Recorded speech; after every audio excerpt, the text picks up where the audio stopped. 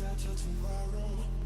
It's gonna be our faces that remember as it all goes crashing, burning down, crying out till there's nothing left. But I forget myself, facing it one day at a time. Fight on until the next sunrise. Might make it out if you're alive, 'cause you and I were born to survive. Take everything on side by side. I wanna see the next sunrise. Hang tight for one more goddamn night, 'cause you and I were born to survive.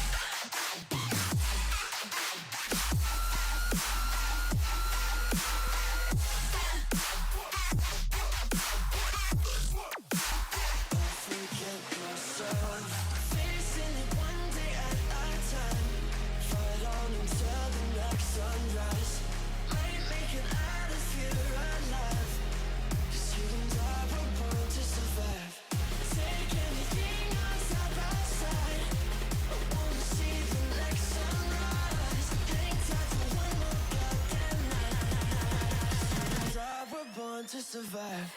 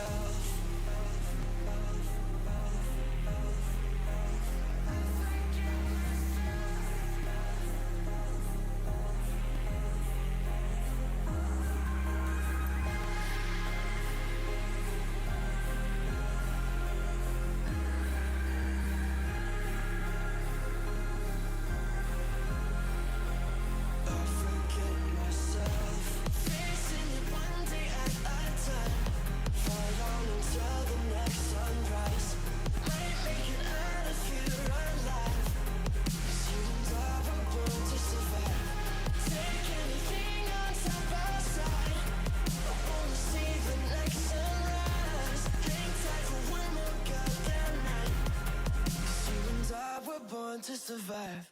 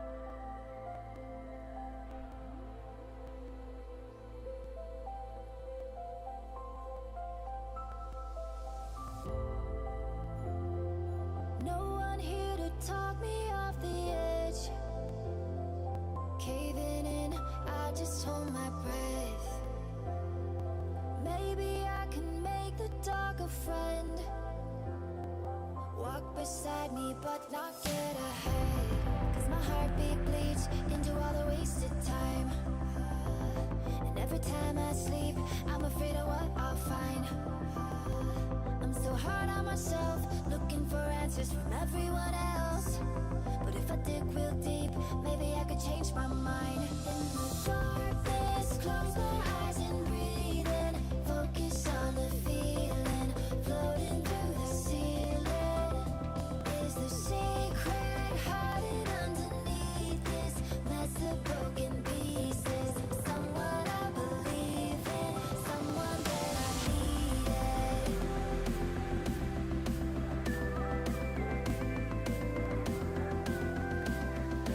Someone that I needed.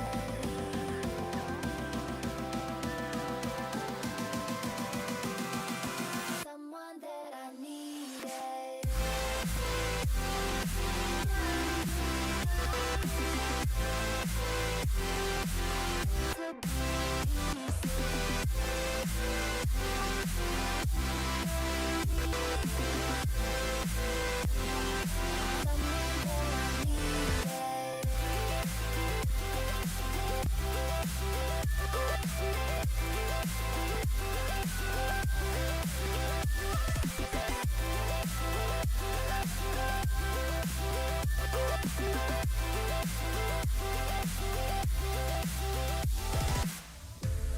Cause my heartbeat bleeds into all the wasted time.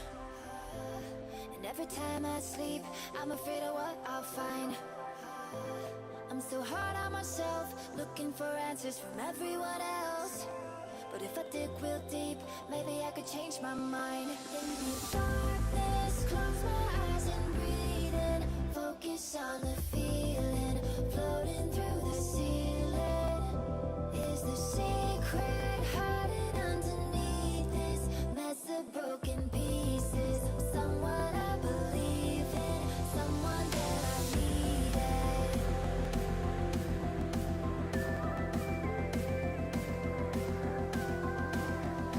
Someone that I needed.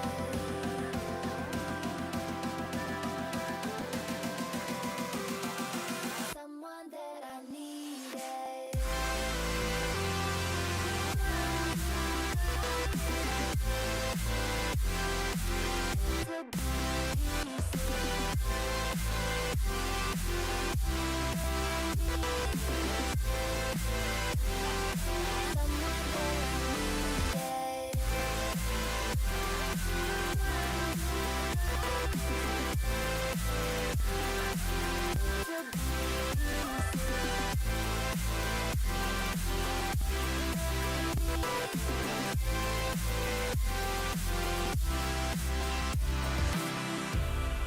My heartbeat bleeds into all the wasted time. And every time I sleep, I'm afraid of what I'll find.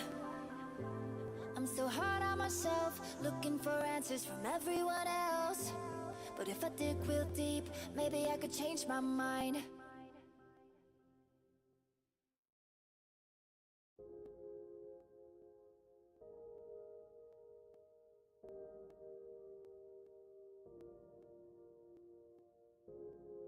How do you walk away from something that feels like home?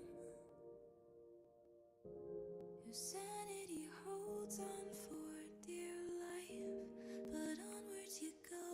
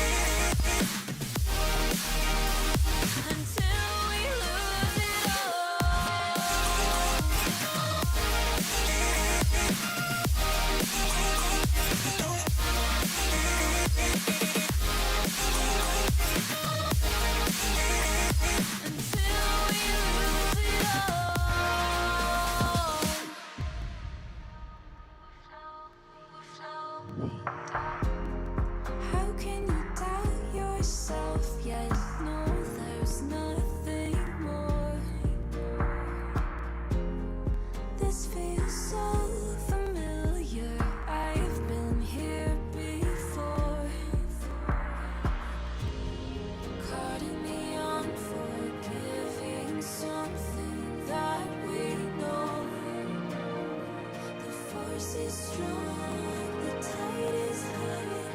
It's like we can't let go.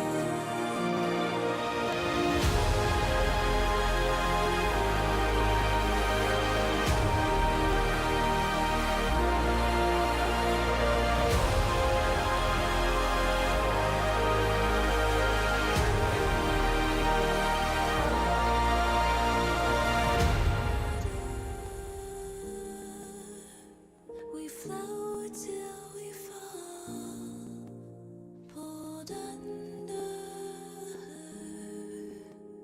until we lose it all. Like water, we float till we fall. There's no ending until we lose it all.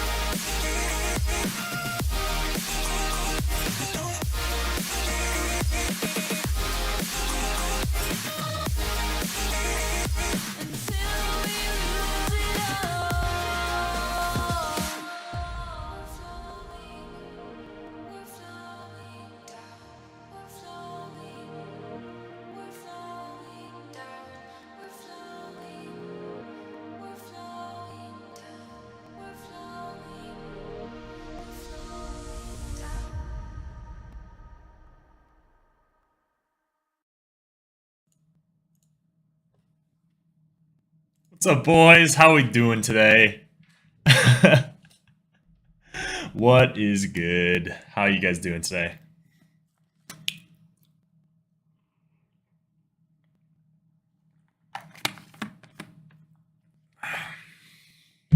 Let's see who we got in the chat already. Juno, Chief Ed, 3HP. Some familiar names. I love it. Love it. We got, if you guys are looking on this side of the screen here, we got a lot of music. There's a bunch of good singles that I wanted to get through today. Bunch of good projects. That poll that I put on YouTube was so close that I was like, okay, you know what? We're gonna have to pick two of these. So I picked Legend of Volpetron, and then I picked Arrival because Arrival was the first place one. So that's what we're gonna do today. So what's up, Will Gardner and Anthony Pastorelli? Some OGs from 2021. What's up, Leo Quellar? How you doing, man? Love seeing all the names in chat as always. Huge week. Yes, sir, man. We got a lot of freaking music to get through today. Not even including Blank, man. I know. Blank was a tough one to cut out, but I haven't even heard. Honestly, I haven't really had time to dedicate to listening to Aeon 1 yet, so I think maybe off camera we'll listen to both simultaneously, and then we'll go from there. How's it going, Camden Stroud? Like I said, lots of familiar names in here. Always love seeing you guys. We got some... I can't speak. We got a bunch of music. Eliminate we're going to go with first. Been pretty big on Eliminate stuff lately. It's grown on me a lot more. His last release, what was it? Open Your Eyes was fantastic. So figured he's releasing, I think it's with the same record label. Night Mode, I think it's who it's with. Yeah, so it's another release with Night Mode. Figured give it a shot, right? So in my opinion, Aeon 2 is a bit more weak than Aeon 1. Okay, interesting. Like I said, gonna listen to both. We'll see what happens, but it's blank D&B, man. It's probably gonna be good. But figured that it would probably be best to just listen, because that's the thing, right? I figured that Aeon 2 was gonna come out soon, and I hadn't listened to Aeon 1, so I was like, you know what? I'll just listen to both of them at the same time. I was hoping that when Aeon 2 came out, it was going to be a deader release week and I could just pump out both, but it's the opposite. It's the opposite of a dead release week. So We got a lot of music to get through. We might just start really early here because, like I said, lots of music. So we can hop into Eliminate. Nothing left. Then we'll do Danny Olson. He's got an EP coming out, and his lead single was freaking amazing. So figured it's probably worth listening to his song with Run, which it's Run, man. Come on. Gotta listen to it. And then Slander, the obvious choice of single of the week. So, all right. I think we should just hop in here. So we got Eliminate, Nothing Left, featuring Exalo. That's how we're probably going to pronounce it. Then, yeah, we'll bump through those two singles onto Atlas. So let's get her freaking going. Let's get a... All right. Oh, geez, that's using a lot of CPU. I'm trying to figure out streaming and recording at the same time, and then that way I can get these edited out a lot quicker. But this, it looks like it's taking... This looks like it's lagging hardcore. Oh, geez.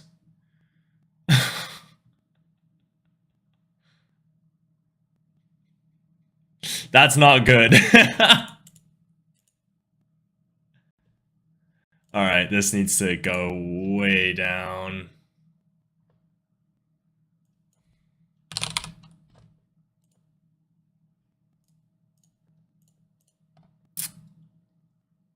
Stop recording. Jesus, that was... I don't know if... Did that lag on stream as bad as it did right there?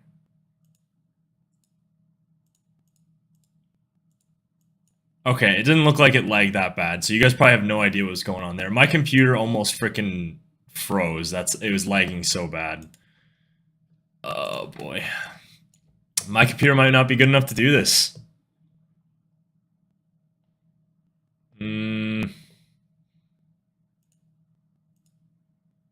Haven't heard of Eliminate, man. All right, man. Eliminate's a beauty, man. Lots of interesting, cool sounds on display. Let's try that recording. Let's see if this is gonna do.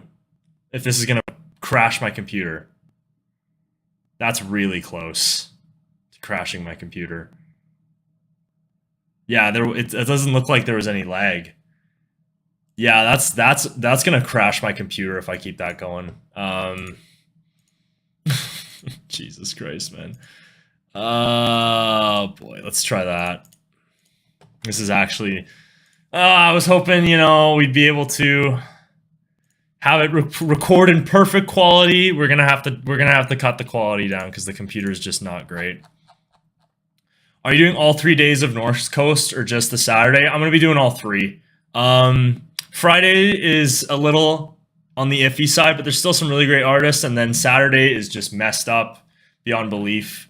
And then Sunday's also really great. Sunday's like a nice medium, right? Lots of dubstep. You get Slander in there, right? So I'm gonna be doing all 3. That festival is going to be freaking nuts. It's gonna be absolutely nuts.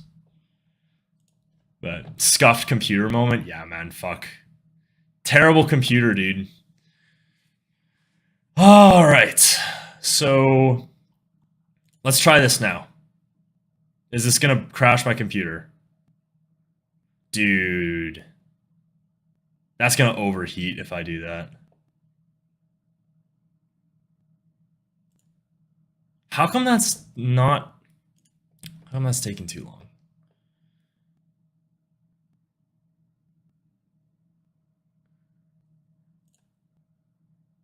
Chrome is using it all. Huh. Oh well. What can you do? We're gonna risk my computer frying, and we're gonna record this. So, all right, let's get her going. Eliminate. Nothing left. Oh geez, it doesn't even want to start. I don't know if I'm gonna be able to record this. Jeez. 93% CPU. All right, yeah, we definitely can't record this. Frick. I was hoping to be able to get the... Oh, dude, this sucks, man. Yeah. All right, we're just not going to be able to record it. It is what it is. Hop into nothing left, eliminate. I've said that like 4 times. Let's go.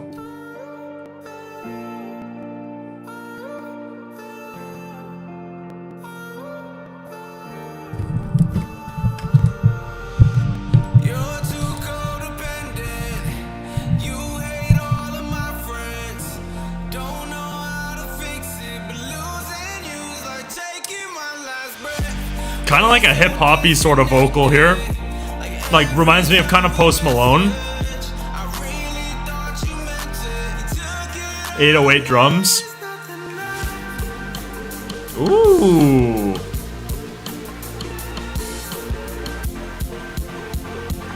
Are we already getting a drop here?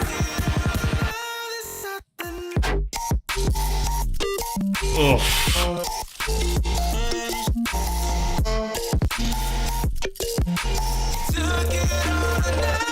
That's so eliminate, dude.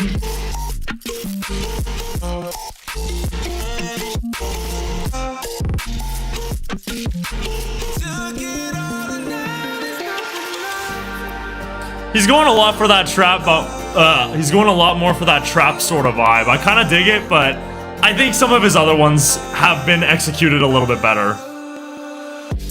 I can feel the distance when I look at you, you miss it. Really nice verses, man. Really nice. My cousin, I was addicted, wanted to fix it. But dreams that never I think you could convert a lot of hip-hop and rap fans with this one. Maybe if they appreciate the drops, but...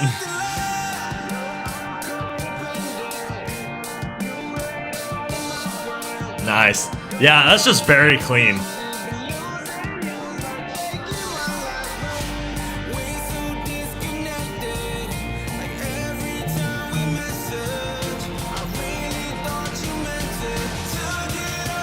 Drop 2. Ooh! Yeah, I like that a little bit more. Inclusion of the lead. The panning, man. Ooh.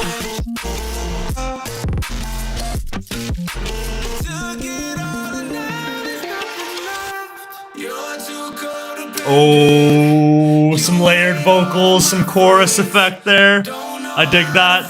What's up, Jake and Sully? How you guys doing?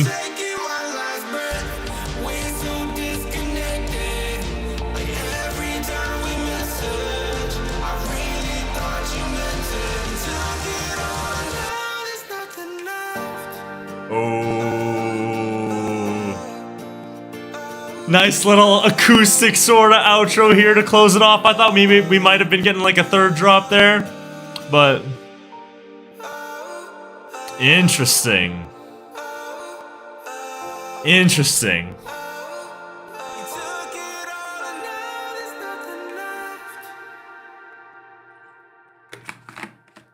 That's an interesting one. Daddy is good. How's my son? Stop, Sully, man. Will you be posting the highlights from your Jason Ross album reaction? I'm gonna try to get them out tomorrow. Like I said, this recording thing that I'm trying to do is just not working right now.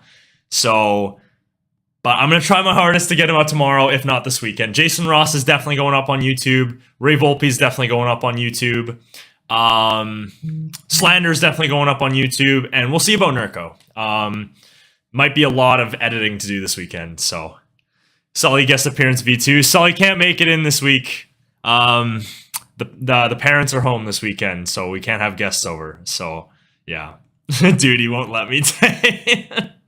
Normally I'm home alone. It's just this weekend. It's not gonna work out. So maybe one of the other weekends. Maybe next weekend. I wanted to do Jason Ross things.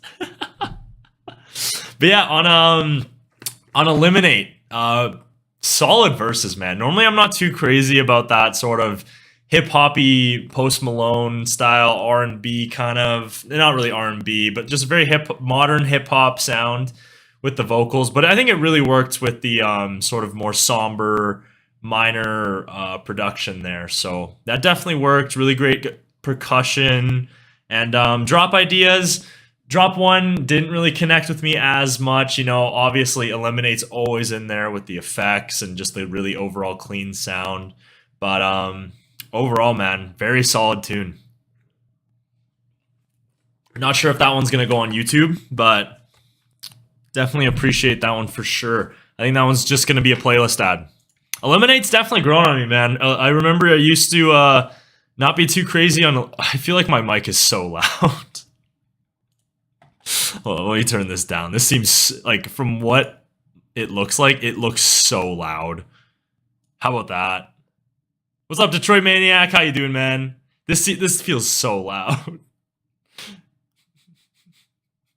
This feels so loud. Okay, maybe we'll try that. We'll try that. But yeah, overall, Eliminate's growing on me. He used to not be too crazy on Eliminate stuff, but definitely think that's a playlist ad for sure. I think I'm gonna go with a 7 out of 10 on that one. 7 out of 10. Just a playlist ad. Solid intro to Eliminate. I think you gotta, if you like that one, go listen to a lot more of his other stuff. Moolah is definitely a recommendation from me. Close Your Eyes as well. He kind of goes, Close Your Eyes, he kind of goes for a little bit more of a melodic dubstep route in that one. So definitely would recommend it to a lot of the fans on the channel for sure. But yeah, I know a lot of people really only kind of listen to the melodic stuff here. So definitely try to always branch out, you know, the songs a little bit. So mic is good. All right. It just looks so loud on my end, but hopefully it should be okay for the rest of it. Actually, we'll turn it up a tad. It's gotten a little quiet for my liking now. All right.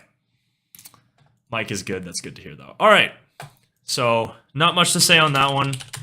It was just a good little trappy sort of hip hop style tune.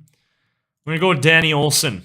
So like I said before when we started this, Danny Olson's got a new EP coming out, and I'm normally okay with his stuff, right? Like he's normally not an artist that I'm like too crazy about, but I got to meet him at Lost in Dreams. Super nice guy, follows me on Instagram, on my personal Instagram that is. So was really wanting to give this EP that he's got going a chance, and Waking Up was an amazing tune.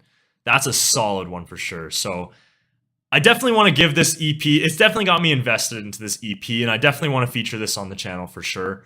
So we're gonna do I Hope You Know and it's got Run. Like I said, it's got Run, so you can hardly ever go wrong with a Run appearance. Are you gonna try and listen to all on the list? I'm gonna try to. I think we just wasted a lot of time on the last stream with Sully coming in and whatnot, but I'm really gonna try and pound out the music, so hopefully we can get through everything and have some content on YouTube for you guys, right? So, but yeah, Danny Olson, through Seeking Blue, Mr. Suicide Sheep, I Hope You Know, Danny Olson, Run. Let's go.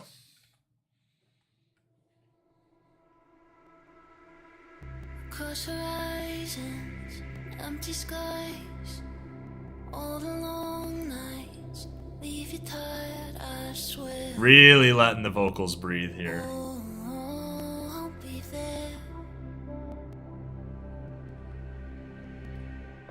When I stop, Oh, nice little sync work. Synth work. in other ways, I swear. Oh, I'll be there. Nice vocal melody. Wherever you go, wherever you go, Nice. Really fulfilling melody. Very emotional. I'm there inside your heart, no matter where you are. I hope you know. Whoa, that's different for Danny Olson. I hope you know. Oh, that is so different for him.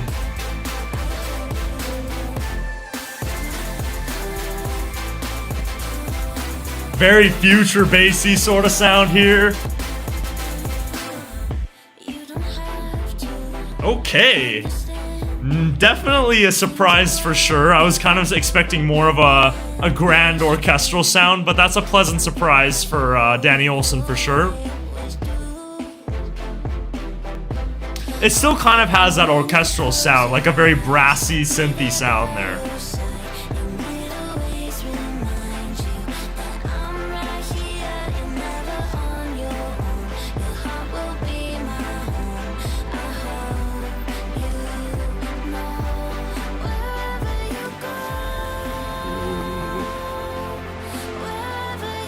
Nice snare in the back there.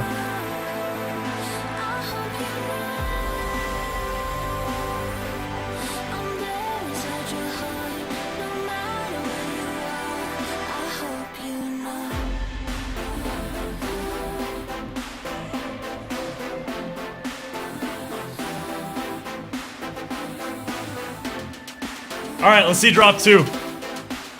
Doesn't sound like it's gonna switch up here, but we'll see.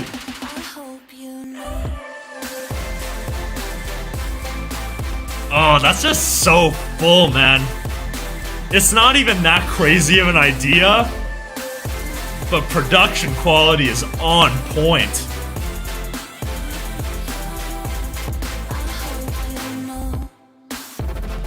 Ooh. Nice. Great. Ooh. Great automations there. Yeah, that's definitely a vibe for sure. Playlist ad. Alright, dude. Interesting. Okay. I did safely not expect that from Danny Olson. No way in hell I expected that. Not that big on Danny Olson, but his song with Crystal Skies and Highland... Dude, Crystal... Like Water with Crystal Skies... Top song of last year. Insane stuff. I think that barely missed my top 30 of last year, but insane stuff by them. Reminds me of older future bass. Yeah, dude, it's kind of like some 2017 kind of future bass vibes there, you know, when everyone was trying to copy Flume and whatnot. So, Run's vocals carry any freaking song, man. Run on a song can generally give it a +1 point. Just her voice alone.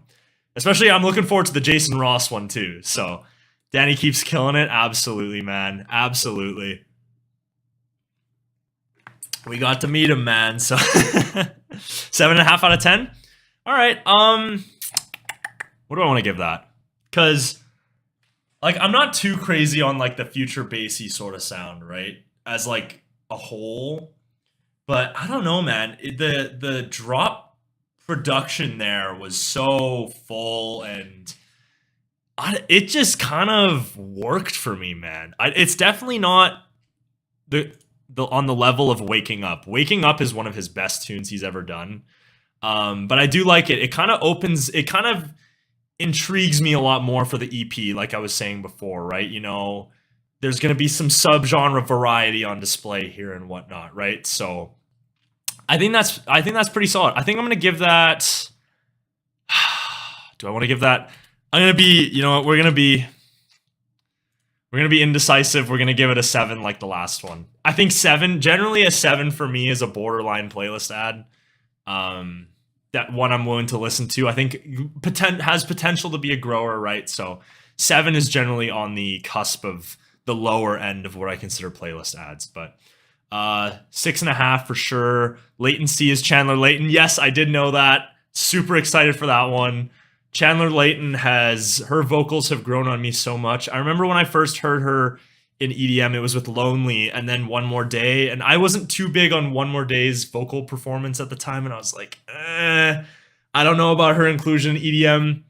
Disappearing Now was one of the best vocal performances of 2021. Straight up, hands down. So,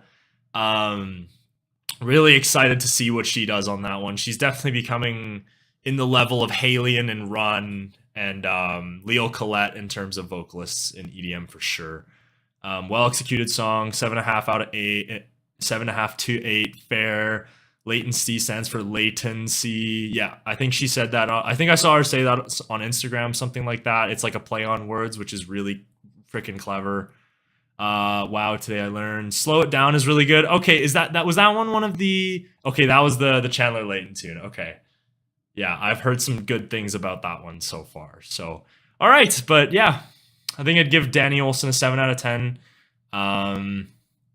Overall meets the task pretty well. Kind of a little different switch up there, and really gets me excited for the EP for sure. Hopefully there'll be a lot of different sounds on display. So, Chandler things. I knew Raiden comes in, hopefully not with some garbage takes today, but who knows, probably. All right. Slander tune. New Slander with Dylan Matthew. The trio is back at it again. Slander, Dylan Matthew. They have made some absolute bangers in the past. You got First Time, best song of all time. Love Is Gone, one of the best vocal performances ever. Fall Into Me with Nightmare recently. Really great vocal performance on that one. Kind of a weird sort of vibe in that one, but definitely a good song for sure in my opinion. My Other Son album ends off on a strong note. All I Need Is Too Good. Which one is that? Oh, that's with Grant, dude. I'm excited for that one. I think that's the one, not the one I think is gonna be the best off the album, but I think the Grant collab has some really interesting, there's gonna be some interesting dynamics on that one with how their sounds are gonna blend together.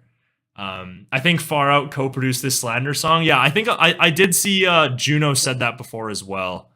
Let me see. I want to see if he's in the... I think he is in the credits here. Let me check. Yeah, producer. Far Out co-produced it, so that's how you know. That's how you know this song could be a good one if Far Out's on it. So Slander's best Dylan collab is Without You. No One Can Change My Mind. Is it bad that that's... I don't know which one that is. That's the really old one, isn't it? Yeah, dude, that's an old tune, bro. I don't know if I'm too familiar with that one, but can't pick a favorite from Atlas just because the whole thing is genuinely amazing. Oh, dude, everyone's talking about Slow It Down. I gotta wait all the way to the end for that one. All right, 4 minutes and 1 second. Replay with Dylan Matthew, third single off the upcoming album, Thrive. I believe it's out in September. Let's go. Probably a very emotional vocal performance up and coming.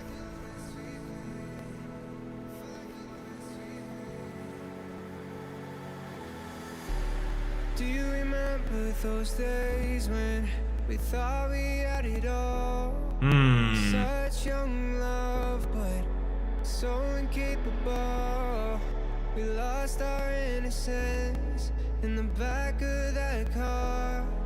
I didn't know that you would take it this far. So I sat back on that couch and I watched you. I think there's a little bit more potential with this vocal performance here. I don't know if the instrumentation and the verses here are complementing it that well so far. Slander's normally really good at that.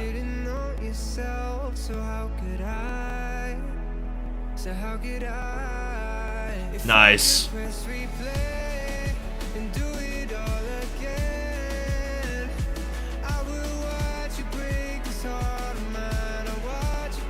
Kind of expected a little bit more of a grand feel here, I'm not gonna lie so far, but let's see what the drop brings.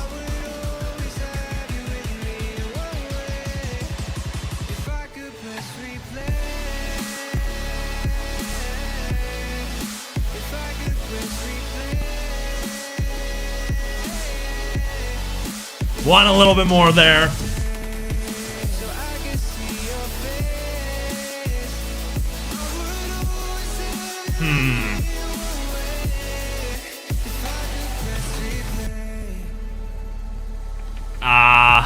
You can tell Far Out's on that one. That sounds very Far Out, but I want a little bit more from that drop, man. It's just kind of saw.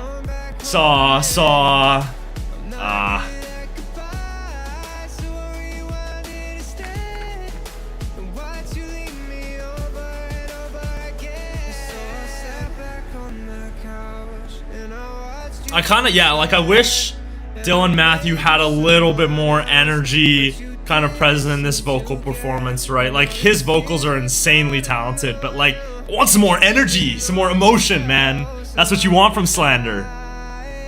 So how could I, if I could press replay and do it all again? I will watch you break this heart of mine. I'll watch you back 1,000 times a day, so I can see your face. All right, drop 2. Can we get a switch up here? If I could press replay, if I could press replay, All right, long fake out here. Okay. Kind of back into a build here.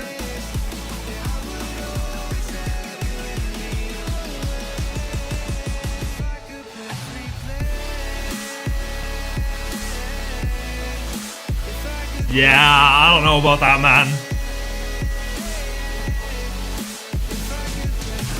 Really nice percussion on that, though. Oh, love that snare.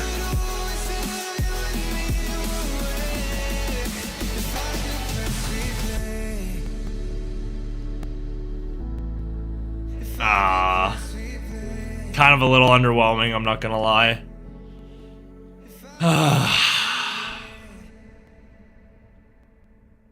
Alright.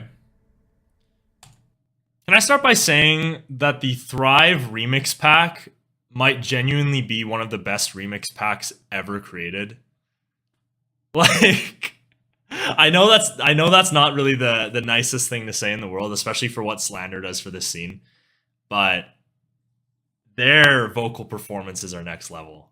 But even then, this one wasn't really that, you know, emotionally driving and moving to me, right? You know, you got Walk on Water, absolute tearjerker of a vocal. Halfway Down is one of the best vocal performance in EDM probably ever, right? And then you've just got this one. It's like Dylan Matthew, you know, he normally comes out with these really great emotionally driving vocal performances, and I don't know, man. I feel like that one kind of just dropped the ball a little bit.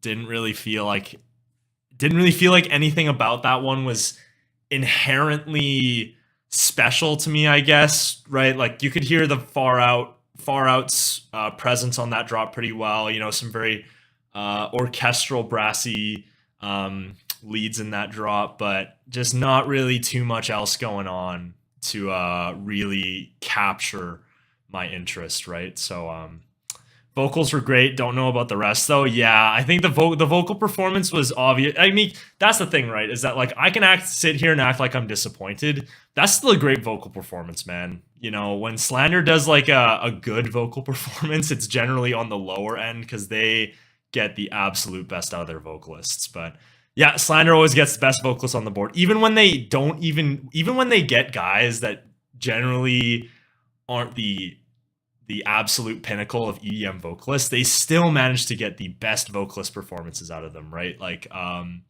Getting Late with If Found is one of Danny Cara's best vocalist performances, I think, ever. Definitely top 2. I think the only other one I can include is Without Me, but I think Getting Late might be better. Like, they just know how to write tunes, right?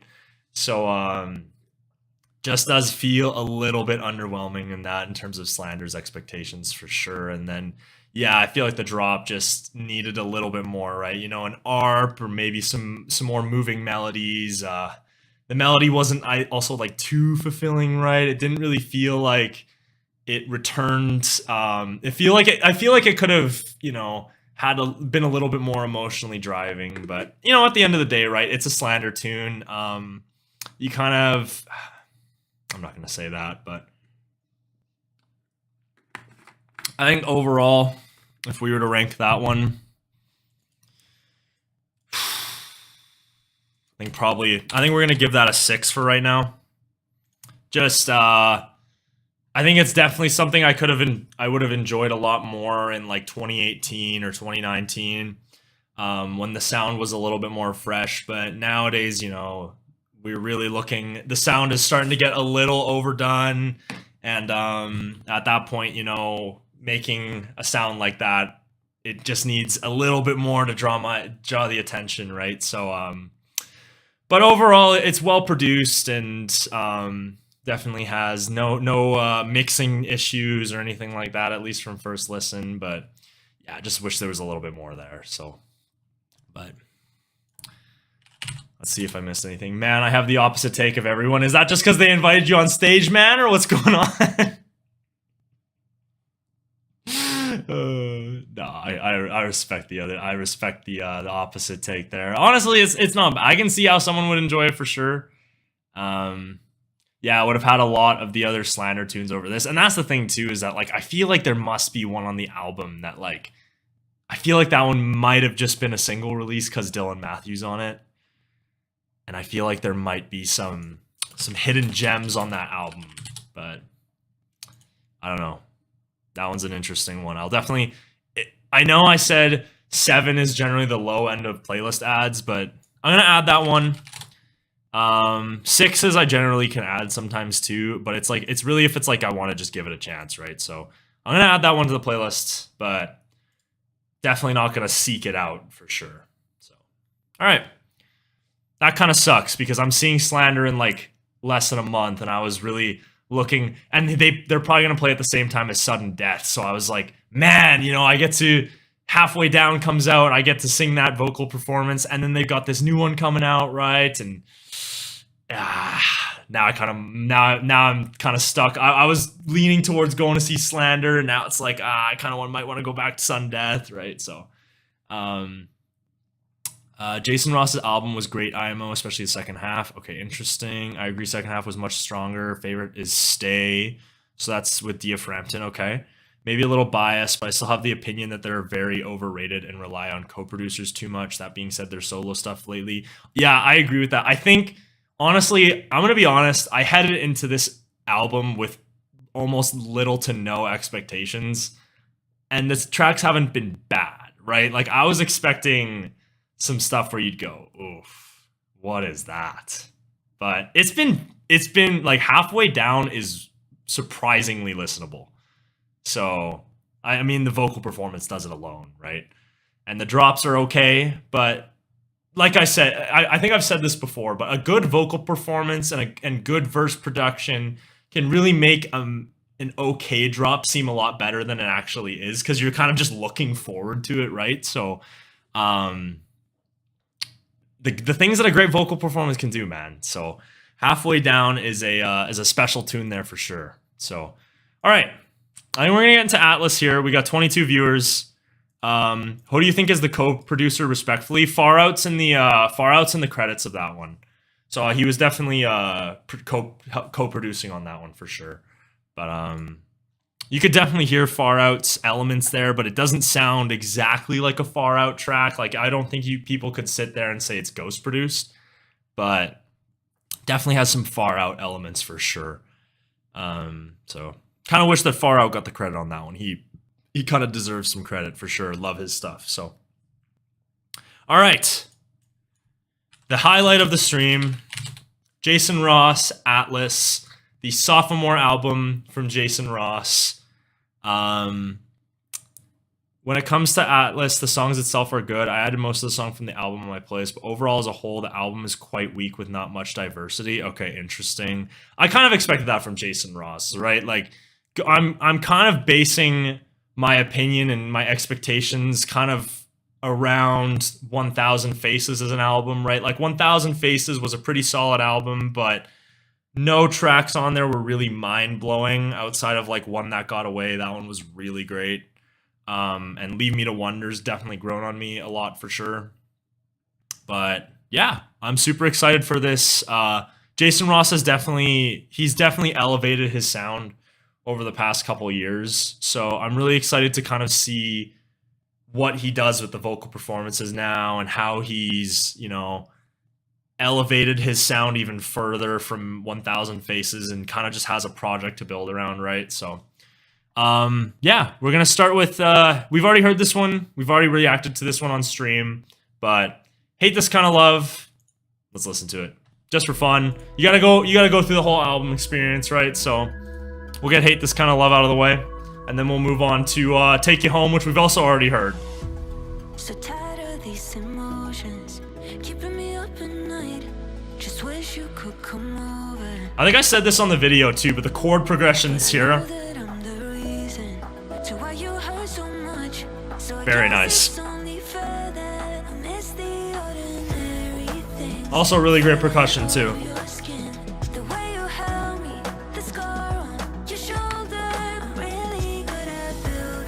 Yeah, I felt like Conversion took a lot more risks, and so I was kind of hoping for that on this, but I don't know, like we said, we'll see.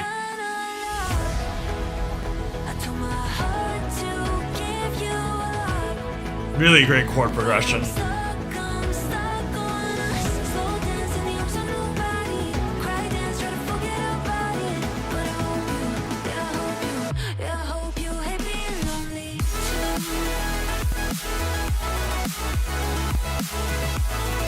Yeah, this one's kind of grown off me a little bit as the release has gone on. Not as infatuated with it, as much with it. I kind of wish that the drop had a little bit more going on. It's kind of just saw our typical kick, clap, snare pattern, or drum pattern, right? So it plays it pretty safe.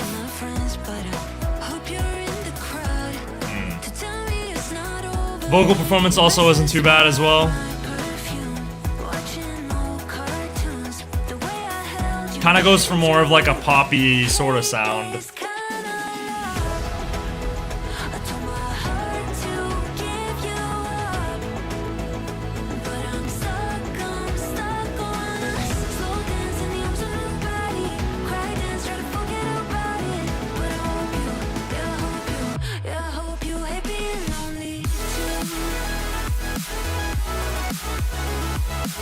Yeah, that's another thing I kind of wanted to comment with this one on, is like, I said this in my other video too, that's a nice fill by the way, but I wish that there was a little bit more drop variety, right? Like there's 3 drops on this song, and all 3 kind of being the same is just, I don't know, man.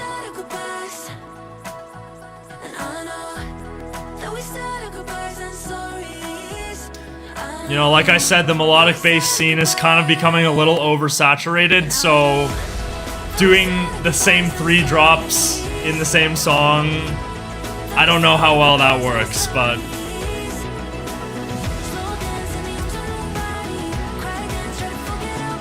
Alright, drop 3.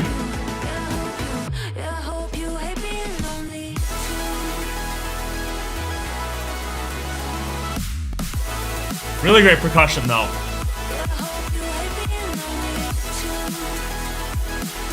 Yeah, see, it's just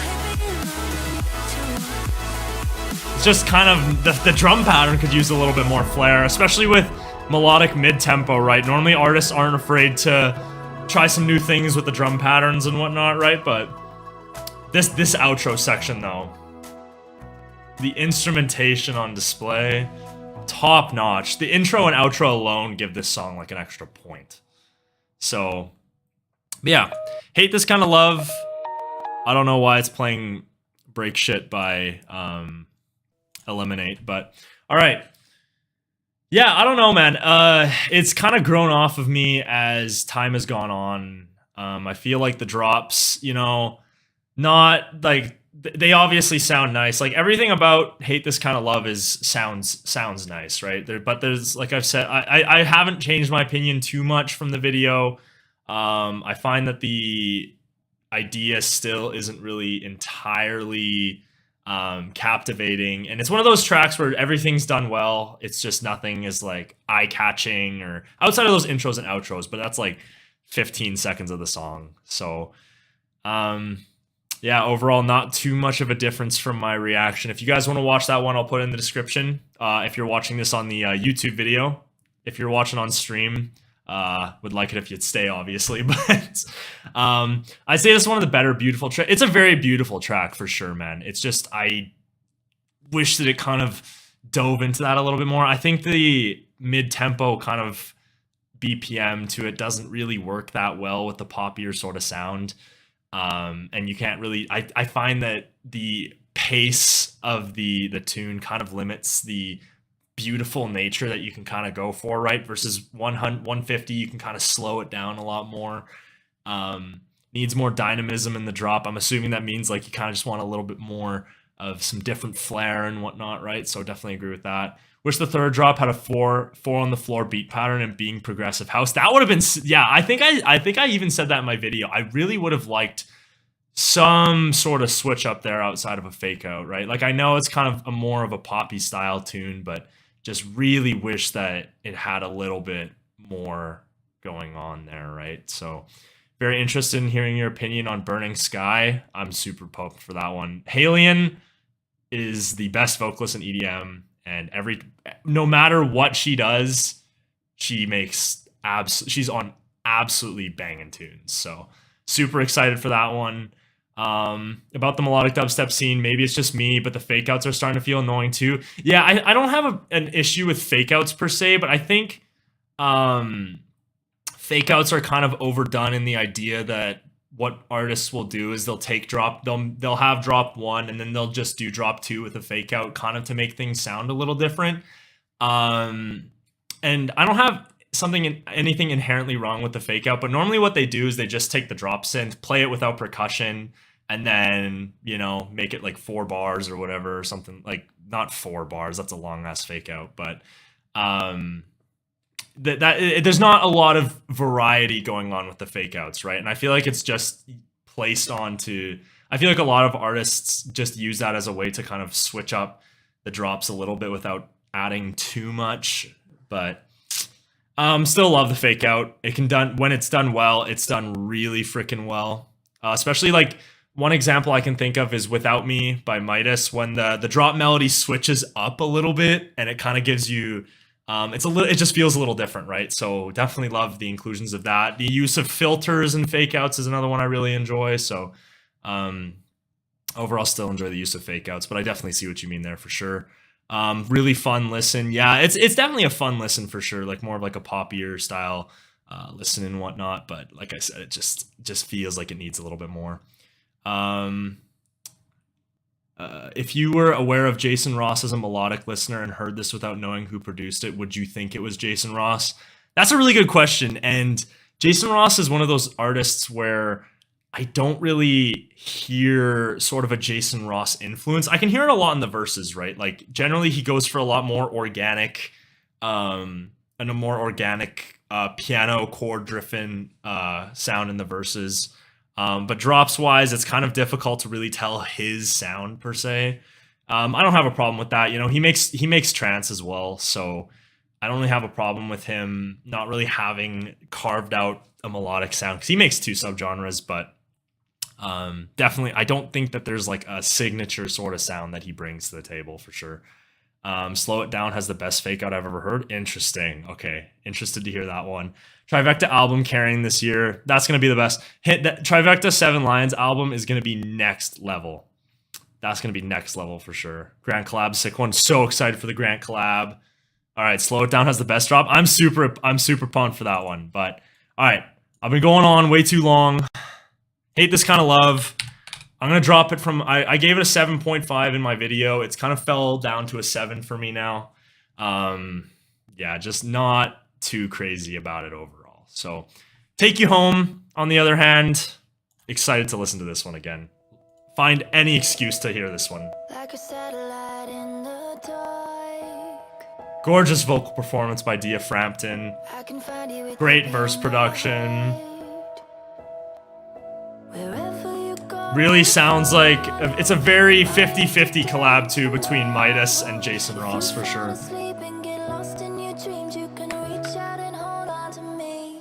Turn the lights out. Pull me close. Just beautiful, beautiful stuff here, man.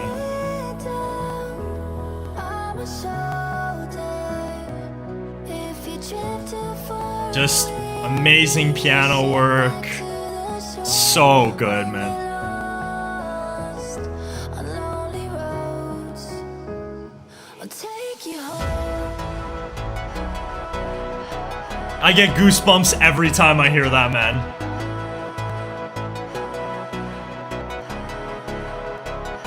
I'll take you home.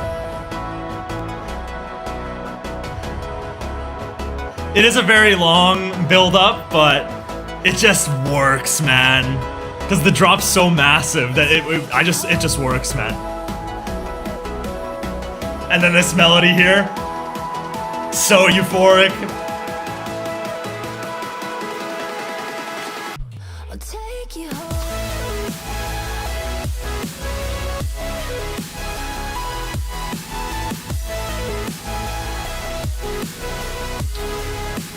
And this part right here, that's so minus, man.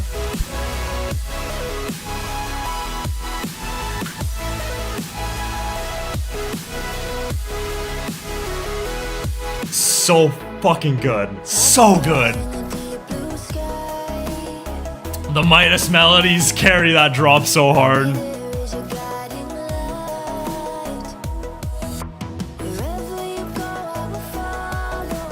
And then you got like the little Midas saws in there. Or sorry, not really saws, more of like pluck synths. So good.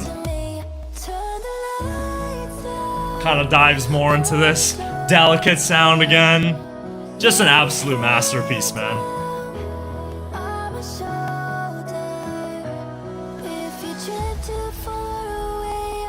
And then just absolute letting the vocals breathe here.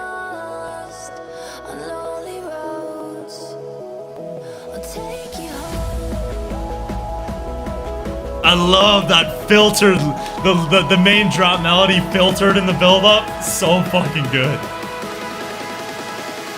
I'll take you home.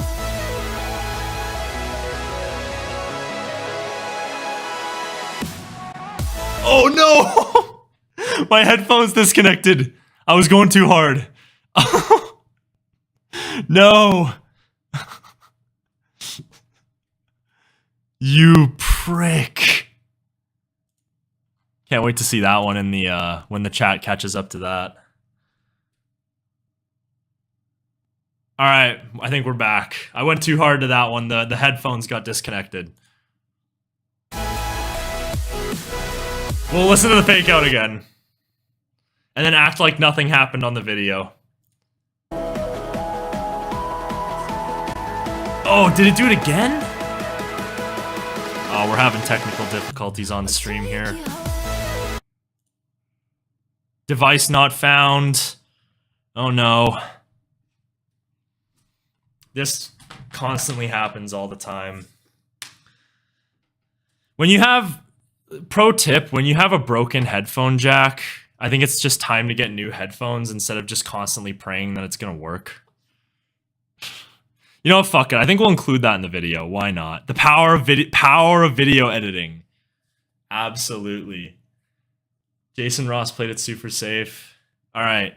Hopefully we're working now. The whole song has just passed. Let's see if it works now. It's not even working, man.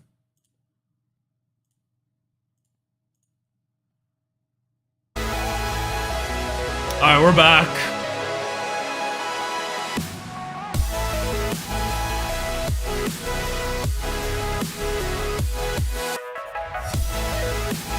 Yeah.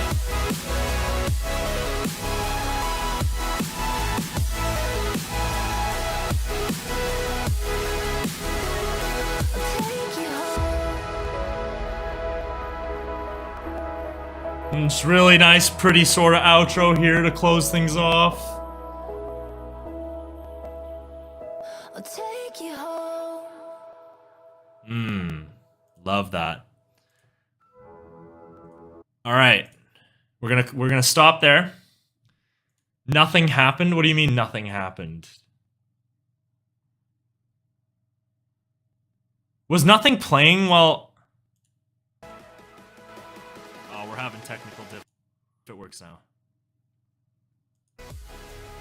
Oh no, you can still hear it. Okay.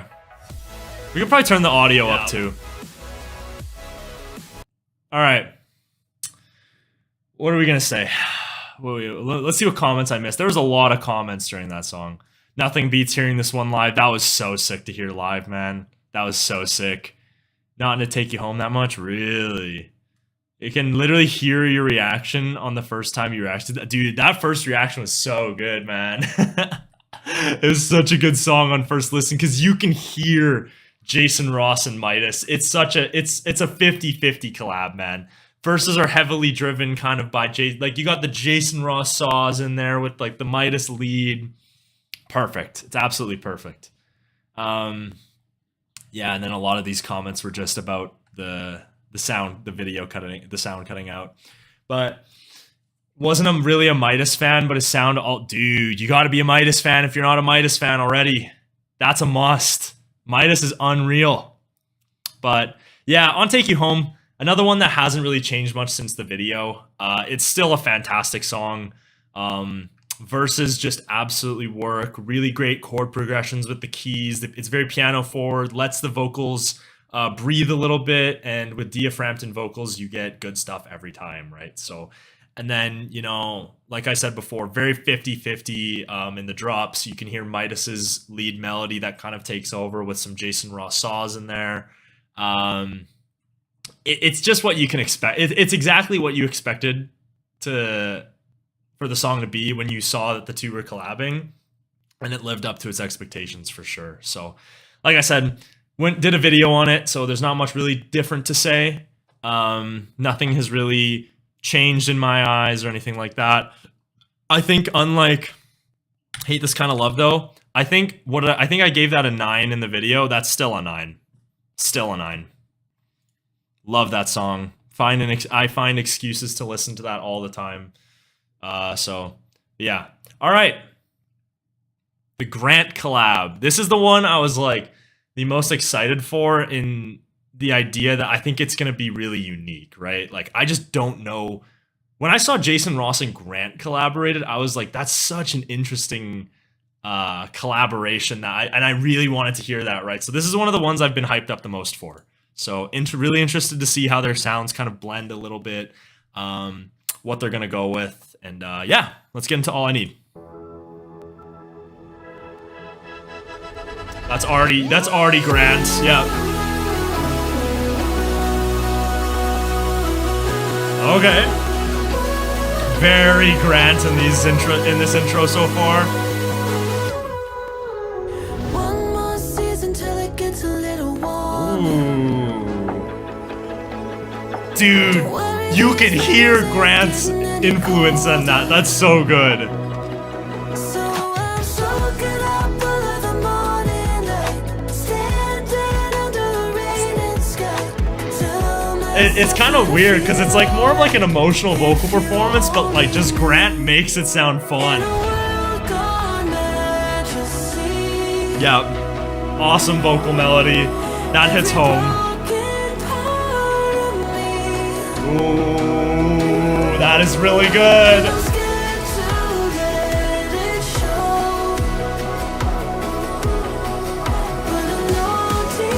Nice snare.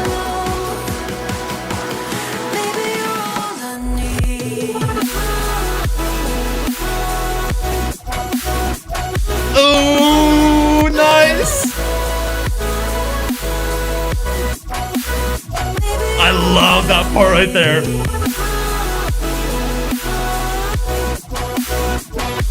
I love that.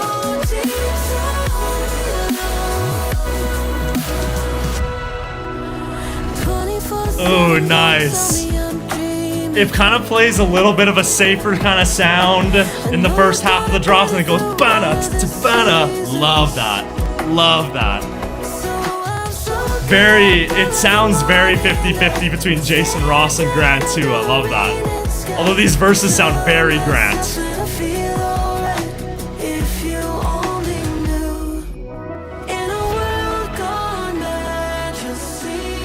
I love that. I love that. That's so good. That's goosebump inducing. Really nice swing in these builds too.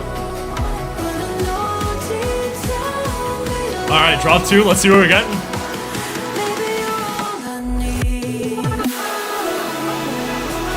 Ooh.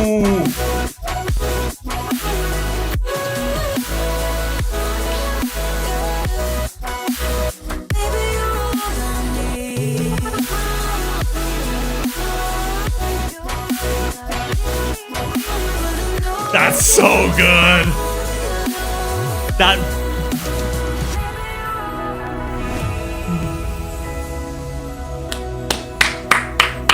Yes. I'm so happy that lived up to what I expected it to be. Gorgeous outro.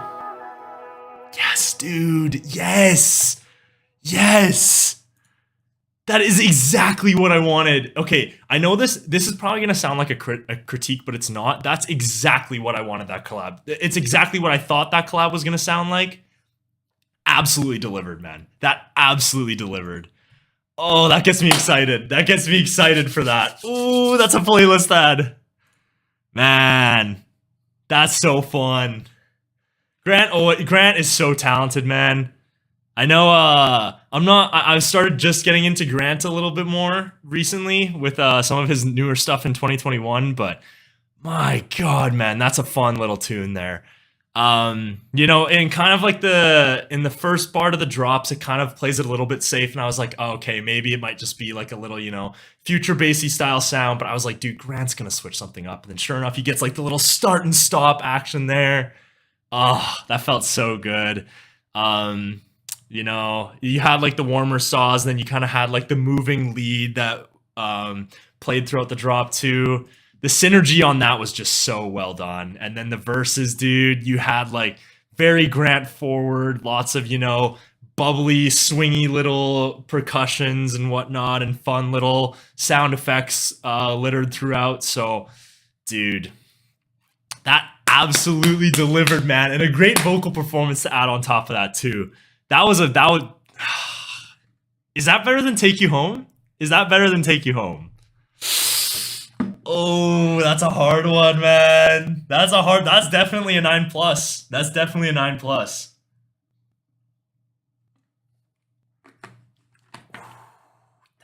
That was good, man. I love that. That might have honestly exceeded expectations. Maybe if it was like Hypnotized by Grant and Fairlane, where it's just the beautiful call and response between their two sounds. I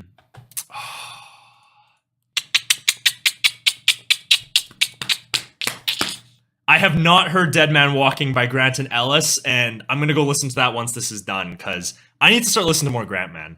I know everybody was hyping up that tune, but that's a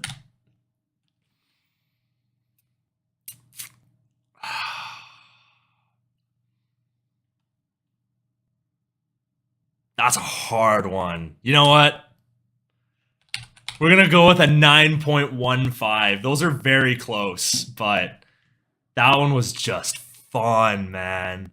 That worked so well. I need to listen to Dead Man Walking. Yeah, I need definitely listen to Dead Man Walking for sure. Take You Home definitely does have a lot more energy for sure, but I feel like, I don't know, just hearing it just worked a lot better, man. Like, I think the vocal performances were on par. They were both fantastic, but I just feel like Grant's played a little bit more into the verses a little bit. Two very different tunes. I think if I was probably to end up maybe it's just I'm a little high on it because it was one of the ones I was most anticipated for. Who knows? Maybe in a year I'll probably rank them both a 9, but that delivered, man.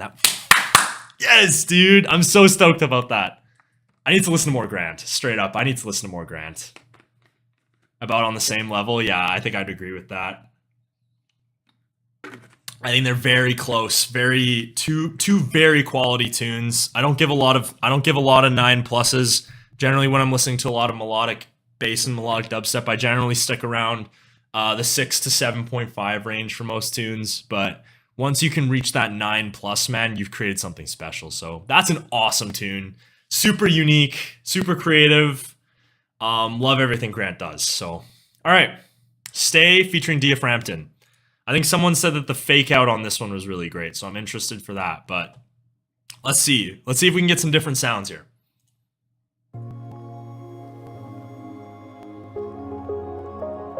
Ooh, love that pluck there. I've been drifting, never Jason Ross is really great with those like nice warm key progressions.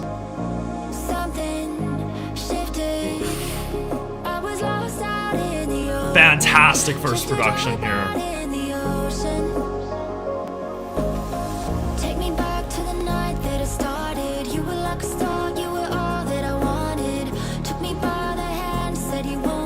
Yes. Fantastic verses so far. That pluck in the back.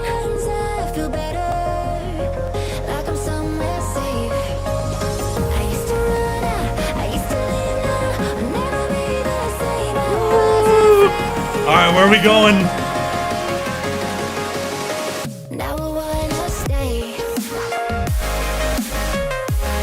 Alright. Very safe, but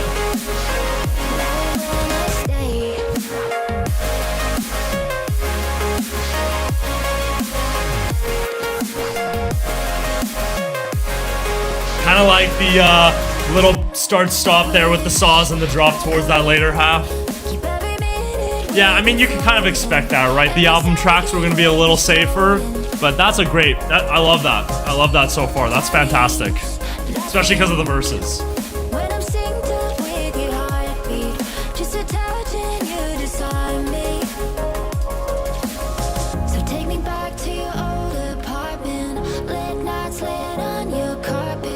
It's a great vocal performance too.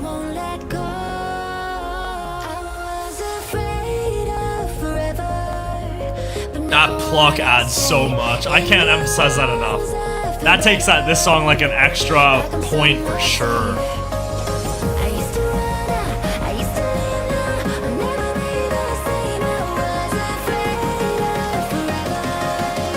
Alright, drop 2, let's see what we got. Ooh, nice fake out. Yeah, kind of like how those saws kind of start and stop there. Yeah, adds a lot more impact there.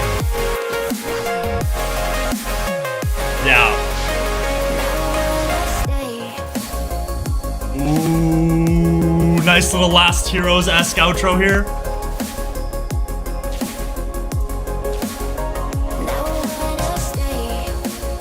Yeah, that's solid, man.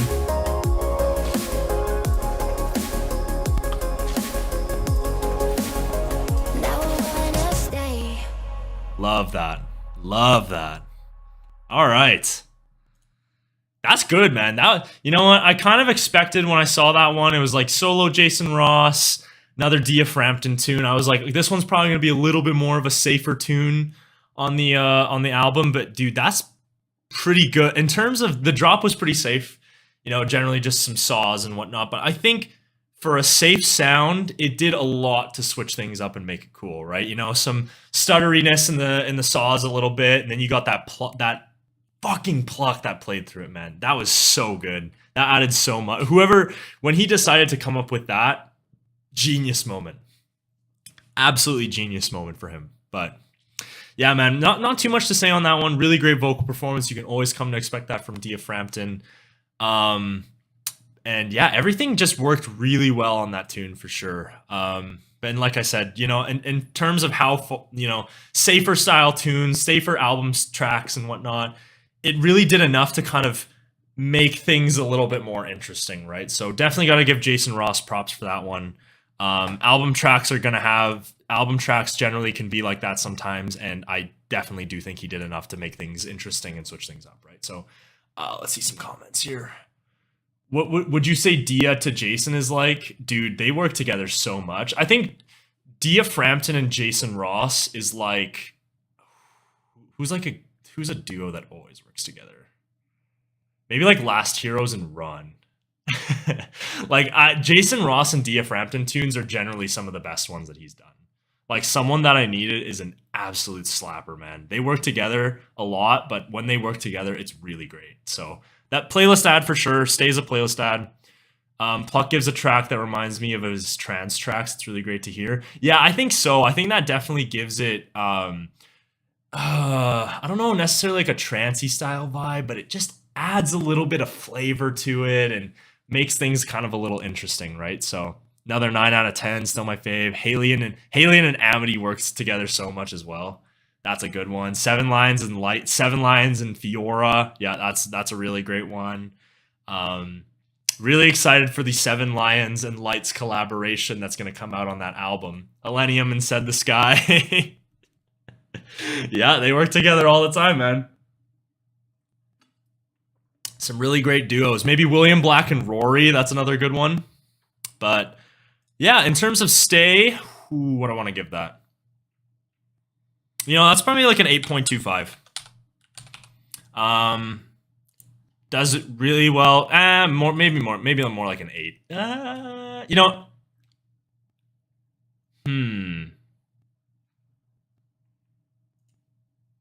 Yeah, 8.2. You know what? We're going to stick with an 8.25 on that one.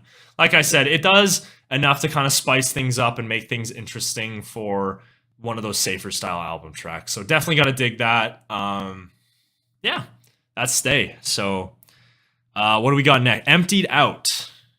I don't know. Is this an instrumental? Yeah, Will has already collabed with Rory, but I'm saying that they do so many. William and Black and Rory do so many songs together, and when they do, they're just top notch. Like Only Reason and Drown the Sky, top notch tunes. Pluck adds that point. I think the Pluck adds a 1 whole score. I think without the Pluck, that maybe might be a 7.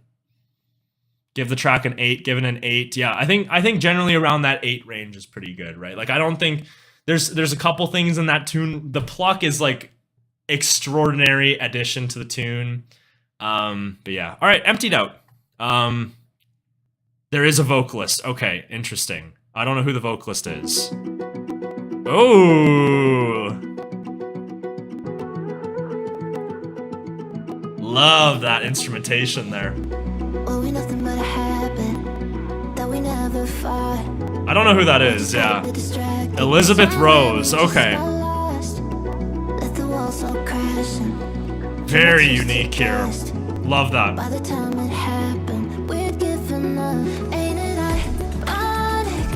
Is this gonna be like a Lead Me to Wonder kind of style tune? Does sound a little bit more poppy.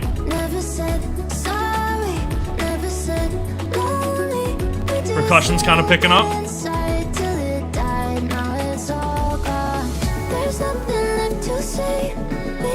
Ooh, nice little backing vocals in the back. Dig that.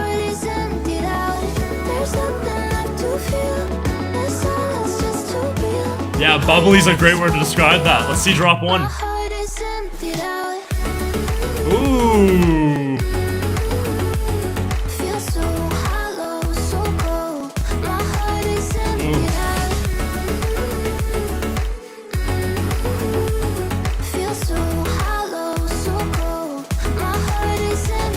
I love that. That's unique. That's unique for Jason Ross. It kind of, like, it goes for that more sort of pop EDM sound, but it just doesn't, it's not like cookie cutter, right? Like, that sounds pretty unique.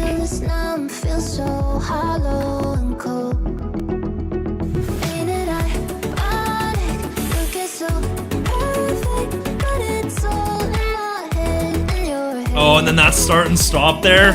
He needs to do more of that.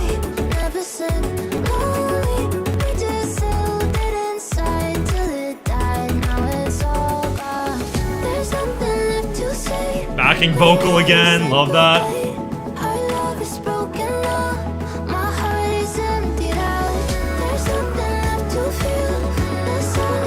Alright, let's see what drop 2 brings.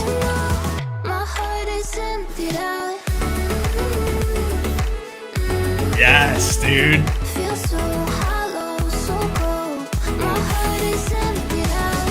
Love the start and stop again. Yeah, right there.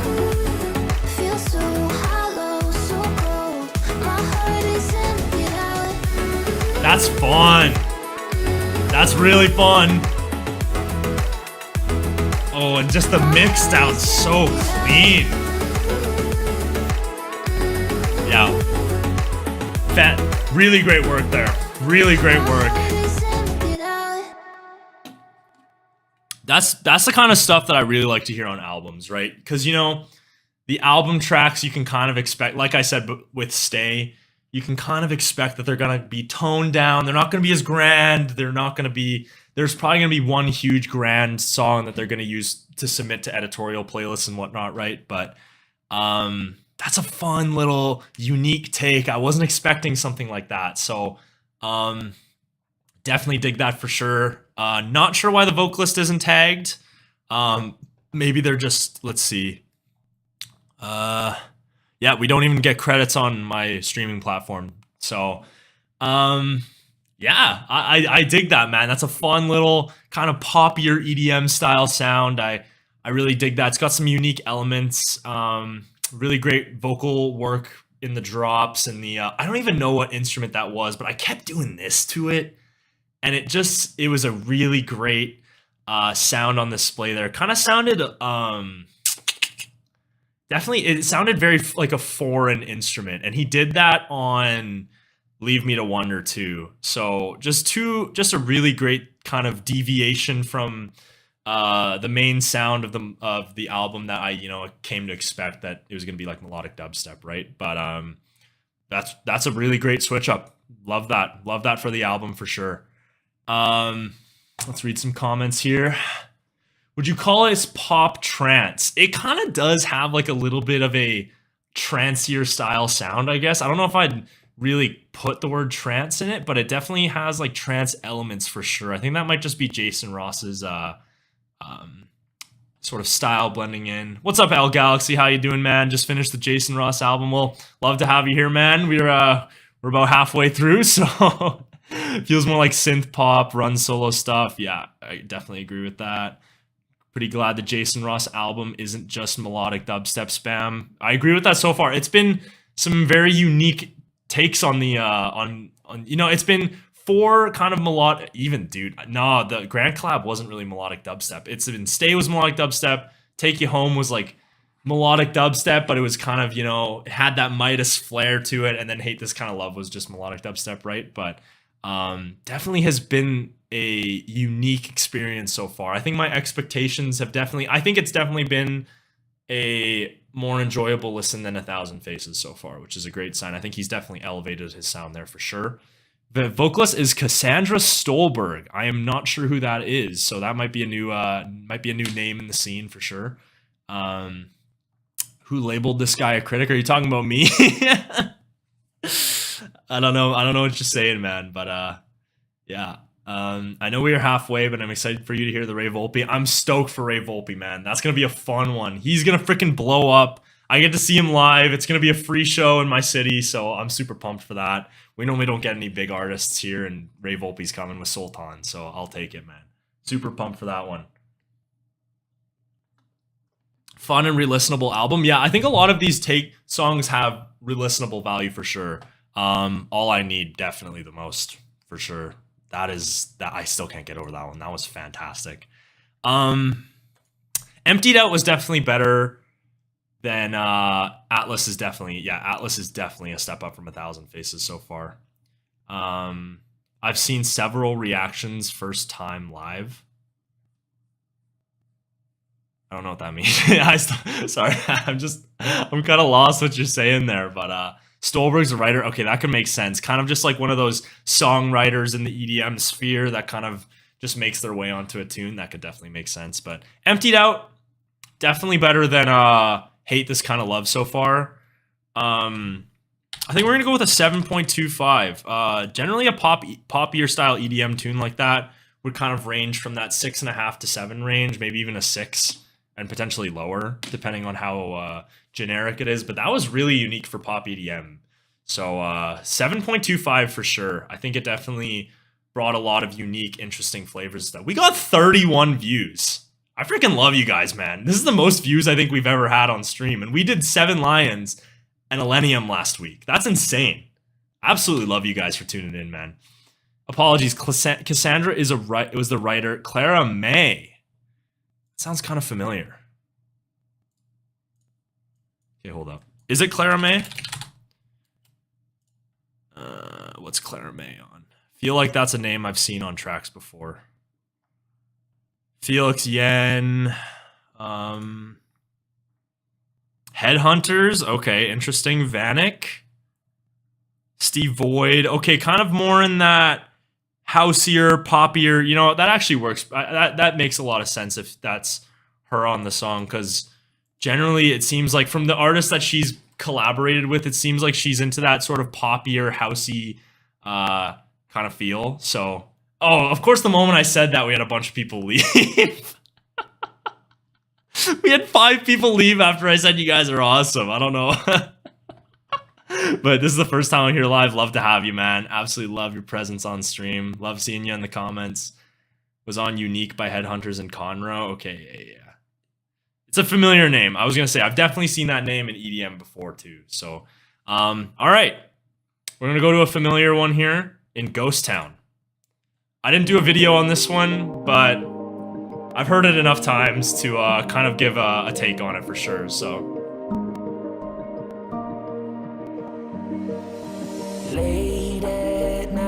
Kind of a more very unique vocalist. David Frank doesn't sound like a lot of vocalists in the scene for sure. Really great verses here.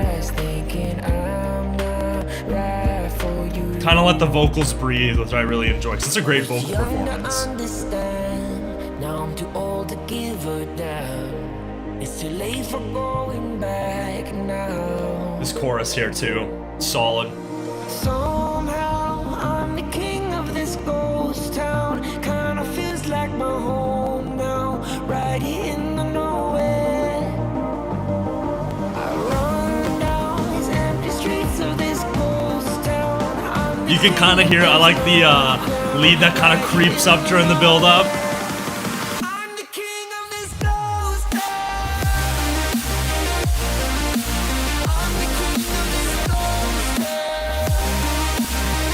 It's another one that's pretty safe, but I kind of like the BPM increase to 170 for this one.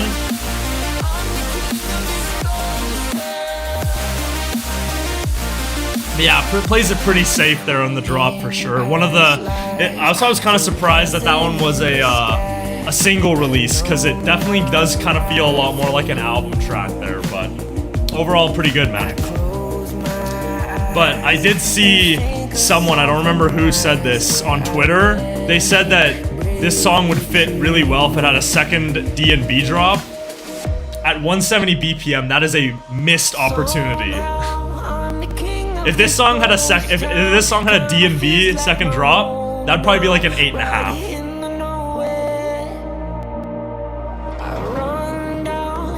Streets of this ghost town. I'm the king, but there's no crown. Right here in the nowhere. I'm the king of this ghost town. Just a really great emotional vocal performance, man. Love it when our vocalists show up to the studio and it sounds like they should be making more money than they probably got.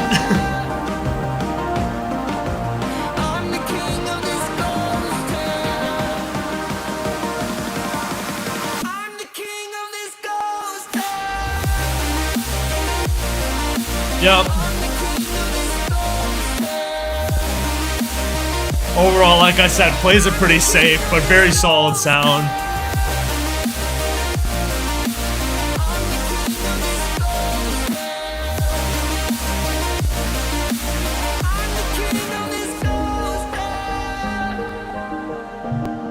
Really great outro here too.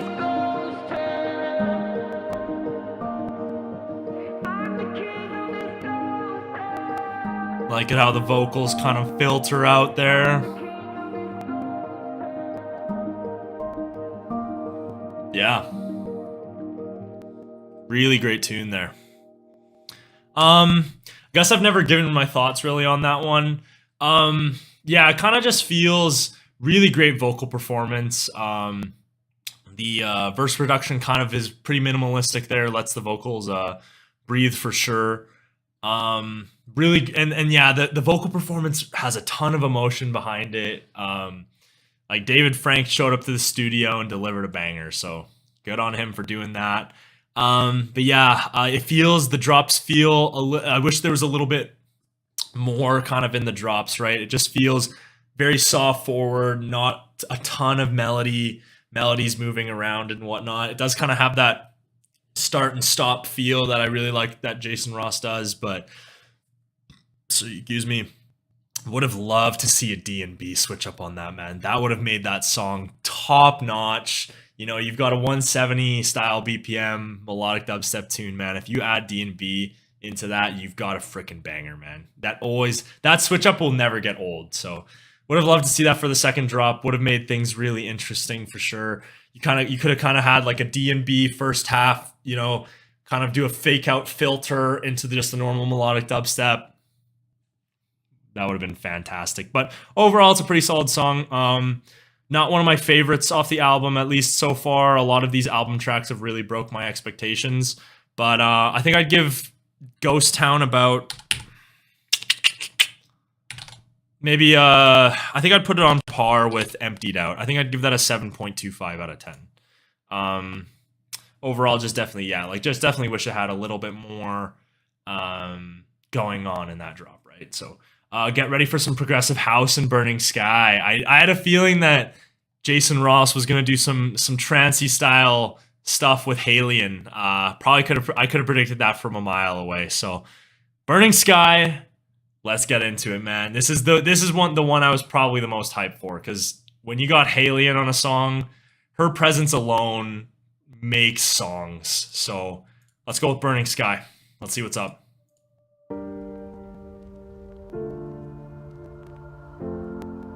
You know the emotion's gonna come already. Are we the last of them, darling?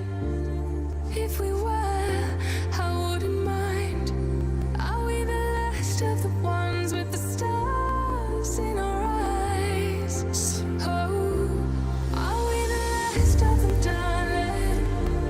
Lonely souls left behind. Her vocals, man. Stop. We'll dance under the burning sky. Oh, dude.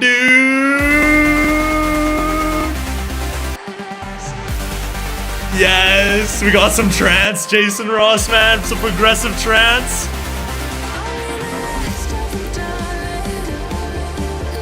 Oh, yeah, dude.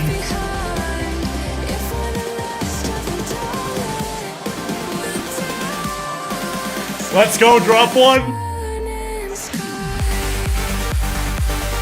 Oh.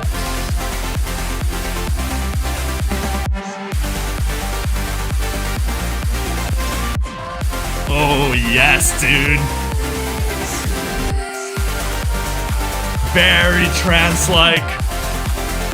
Love that.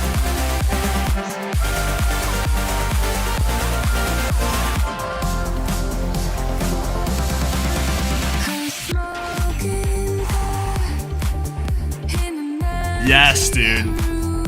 Love that. You could kind of see it was coming, Haley and Jason Ross working together, but just love to hear it in... I'm not going to continue that. I don't know what I was saying.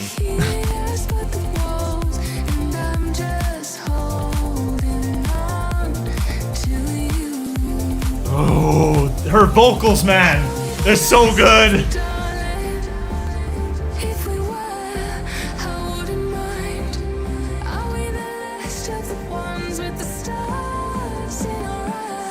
Oh my god. The melodies.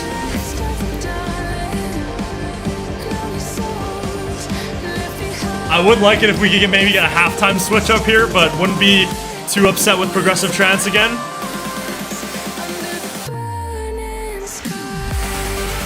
Oh, nice little fake out. Oh, nice filter. Nice.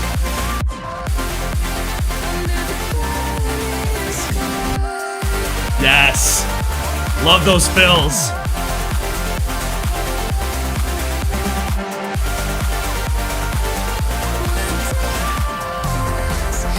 And then that frickin' percussion. Ooh. I kind of like that, just cutting it off right there. Ooh, Yes, dude. That's awesome. That's an awesome one. Love that. Um, it's Halion and Jason Ross making progressive trance. Like, it's kind of what you could expect going in, but like, man, just hearing it materialize that's awesome. I love that. It reminds me a lot of Island Bluestone. What song is that one? I listened to it on stream and I've been digging it. I've been trying to get into a lot more into trance, right? Which one was that one? Where is it on the playlist? Three Kings by Island Bluestone. Definitely reminds me of that one. Yeah, just the progressive, super impactful. I would have would have been fun to see a halftime switch up there with the 128 BPM. 128 BPM halftime melodic dubstep hits so hard, especially after 4 on the floor. But overall, kind of like the trance that it makes sense that he kept it with trance, right? So really great switch up on the album. You can always count on Jason Ross to do some trance. Fantastic vocal performance. Like I said, Halion adds so much to songs. It's just unbelievable. She's one of the very few in EDM that can do, that she can do a solo career, and I could definitely see it taking off for sure. But I hope that she can stay a little in EDM. It's always great to see her on tunes, but yeah, complete full sound. That's one I got no issues with. Nothing I can even point out that I necessarily didn't really like. I love it when producers kind of lay back the production a little bit in the verses and just let Halion's vocals shine, man. Because when there's when there's just keys and atmospheres, like ambient atmospheres with Halion vocals, man, that's all you need for verses, man. That's all you need for verses, and they'll generally be really good. So Halion has a beautiful voice. Hope we see more of her and Jason in the future. Extended mix to this song would be a treat. A nice intro and outro bass line would work well with this track. I'm not too crazy on extended mixes, kind of more as a bass fan, but I could definitely see the trance and house fans enjoying that one for sure. Vocals are so fire. Three Kings is big roomish. Yeah, but it kind of felt like it had that the lead was kind of going, it wasn't just like a constant like saw. It kind of had a little bit of syncopation in there, right? So kind of a little bit more constant. So kind of reminded me of that one a little bit, but I'm trying to get into trance as well. Yeah, man, I've definitely been trying to get into trance. A lot of trance gets booked in my city, so I would definitely love to have an excuse to go to more shows for sure. So made them a Lori Levi. Too Young for Forever has a decent drop. Yeah, I was gonna say that one an instrumental too, but I guess that one's got a vocalist as well. Maybe I'll see if I can pinpoint who it is. But Island's last 2 albums were great. Yeah, I've been trying to work through the last one that he did recently. We did it on stream a couple streams ago, where I was listening to a couple of the people here were trying to get me into some trance. So definitely trying to get into Island Bluestone for sure. Island makes some great stuff. So yeah, let's get into Too Young for Forever. We got a lot of music. I don't know if I'm gonna have time for these Nurko Arrival remixes because I generally like to keep these streams at about 2.5 hours so I can get the videos out. But maybe we'll do something where you guys can recommend maybe like 2 or 3 of the best ones. So, but Too Young for Forever, let's go.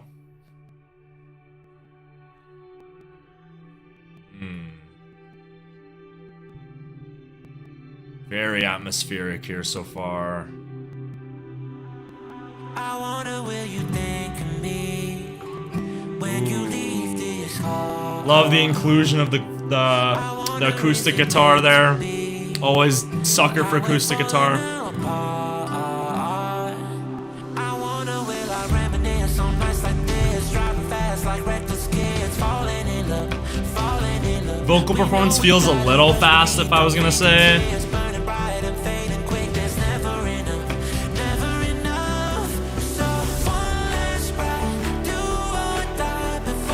It's just gonna be kind of like progressive housey sort of. You can feel it sounds like house.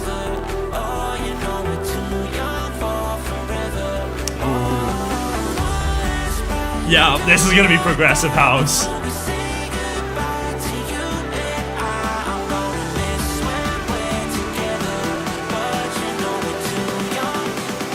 1, 2, 3, let's go. Oh, never mind, I guess not.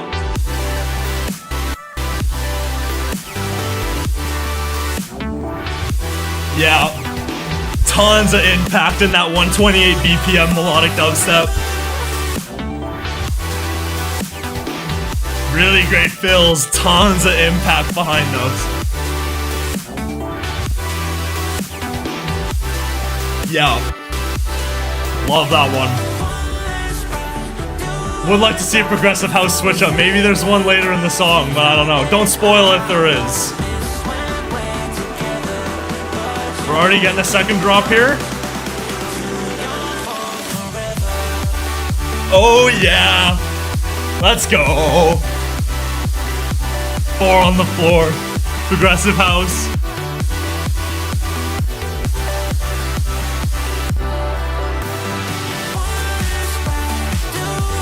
Yeah, that's a fun one.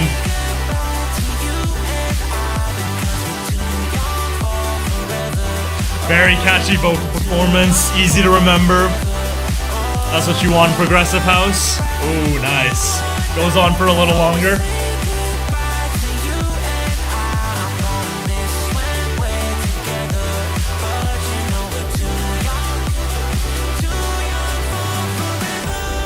Nice vocal melody there. Ooh, are we getting something else? Oh, maybe the little housey outro here? Ooh.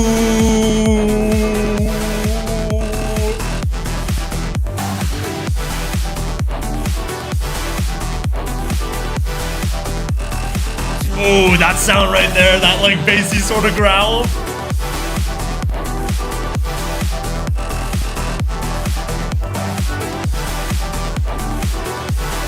Ooh, that's a fun one.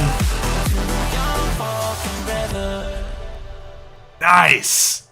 I did not. Cool, dude. That's fun. That's fun.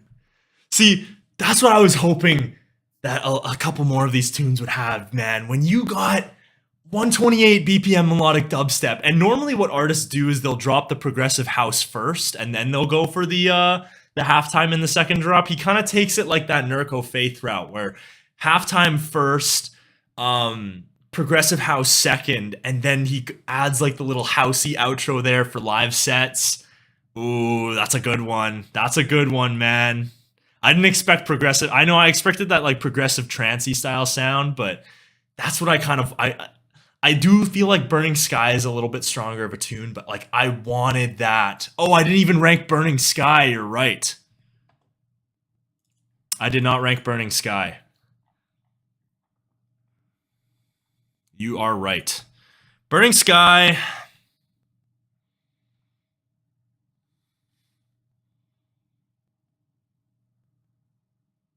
$8.75. Let's give that an 8.75. Yeah, man. Seeing, that's what I want, man. Some drop switch ups makes things fun, man, and it makes I feel like it's a pretty simple change to a track without changing too much. You just change up the drum pattern, and it feels a lot different, man. Love that. Love that. That's cool. I'm stoked about that because, like I said, I came into this album kind of expecting a lot of melodic dubstep, and there's been some switch ups, man. It's been a pleasant surprise so far. My expectations have definitely been exceeded with this project so far. So overall, loving that one. Yeah, 3 different kind of style drops, and the vocal performance in that first verse felt a little quick, I'm not gonna lie, but it kind of grew onto me throughout the chorus, and yeah, man, that's a solid one. I think I think the production on this one did feel a little bit stronger, obviously with that halftime switch up, but Halien's vocals alone, I think, just put the other one on top, but that's very close. I think that one's an 8.5. Straight up. Very close. 2 very solid songs, but yeah, I think that 8.5 definitely does that one justice for sure. We got some 8.6s, 9.3 out of 10 for Burning Sky, 9.25 for Burning Sky. I'm assuming 8.6 and 8.75 are for Too Young for Forever. It did sound. I wonder who the vocalist on that one was too. Yeah, just not showing up on my music streaming service. Maybe they'll get the credits in later. Atlas was a good album. It's been an enjoyable listen so far. Like I said, I expected a little less variety, to be honest, and hearing the variety on display has been a pleasant surprise. This latter half of the album, especially the last two songs, have been a very pleasant. It's been a very pleasant listen so far. Love the variety of styles in it. Not the best vocal performance, but it's a really, vocal performance isn't the strongest on the album for sure. But I definitely think though the production in that one and the variety, and it just I think a lot of what I want to try to achieve with this channel is try to make it clear about, because I feel like my voice, I have my own takes and whatnot, right? But I feel like my voice kind of represents what a lot of people feel about, like, especially the fanatics of melodic dubstep, right? I feel like it kind of represents what a lot of people are kind of seeking from melodic dubstep, right? Some variety, some cool ideas, and but yeah, overall, solid tune, man. Really great tune. Okay, if you're gonna listen to Nurko's remixes, listen to Mazzari, Cinemata, Starseed, and Newport. Okay, I was definitely gonna listen to Mazzari for sure. Was it Starseed, Cinemata? Yeah, we'll and Newport. Okay, I was probably gonna listen to Mazzari and Newport. I think we'll pick one from each song, right? So we'll do one from Spinning Wheels, one from Breathing Again, one from Disappearing Now, and one from Lost. Dude, it actually really does sound like Boy Matthews. That sounds like it sounds a lot like Blood, like New Blood by Griffin. The vocalist sounds very similar. I could definitely see that being Boy Matthews. Cinemata remix? Okay, looks like a lot of people are recommending the Cinemata remix. Okay, that'll be an interesting one. Abandoned remix. I know you wanted me to listen to the Abandoned remix. Cinemata is so good. All right, man. I think it might have to be Cinemata. I'm gonna do the whole Ray Volpe though, and then we'll do a couple of Nurko. But yeah, we're gonna have to. I think we're gonna have to speed thing. I disagree. I think you should listen to Protostar. I gotta do Mazzari, man. I'm sorry. I gotta do Mazzari. Mazzari's my boy, but I'm so happy. Maybe I gotta do both because I know I want to listen to the Protostar one so bad. You gotta hear the Abandoned one too. We'll do a poll when that comes up. We'll do a poll. But all right, Mortal Life featuring Run. Let's hop into it. Ooh, some more unique style verse production here. Deja vu, another day inside the same old room. That's Run for you, man. The thought of you, would I give to just feel something new? Do you feel it too?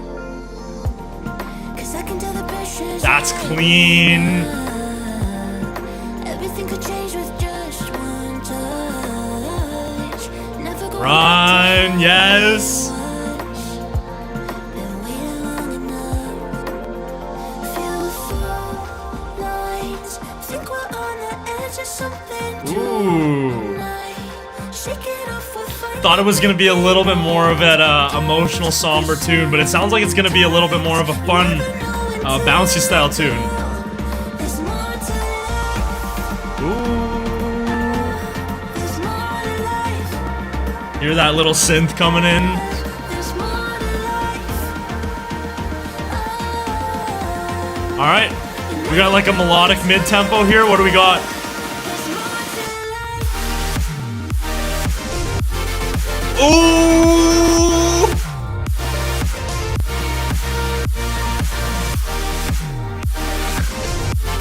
Yes! That's syncopation there, man. Woo! This is what I wanted. This is what I wanted from Hate This Kind of Love, man. With that melodic mid-tempo, there's ways to switch it up and make it unique, man. I love that. That is what I wanted Hate This Kind of Love to sound like. That's awesome. 'Cause I can tell the pressure's adding up. Everything could change with just one touch. I love this, man. Fun tune. Been waiting long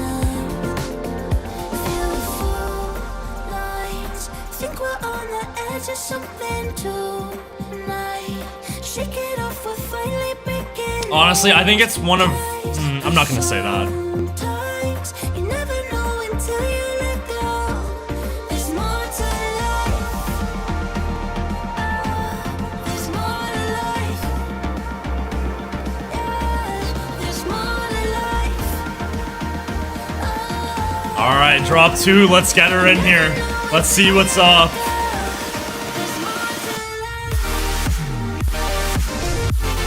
Yes, dude. Love that syncopation. Start and stop.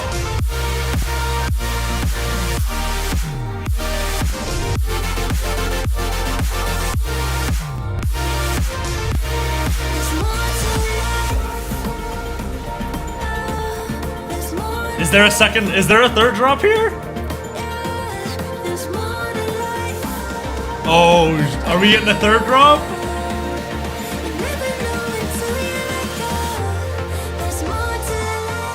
Okay, alright. I was kind of hoping maybe... Dude, if there was a dark switch up there, I would have been like, oh my god! I'll take it, I'll take it.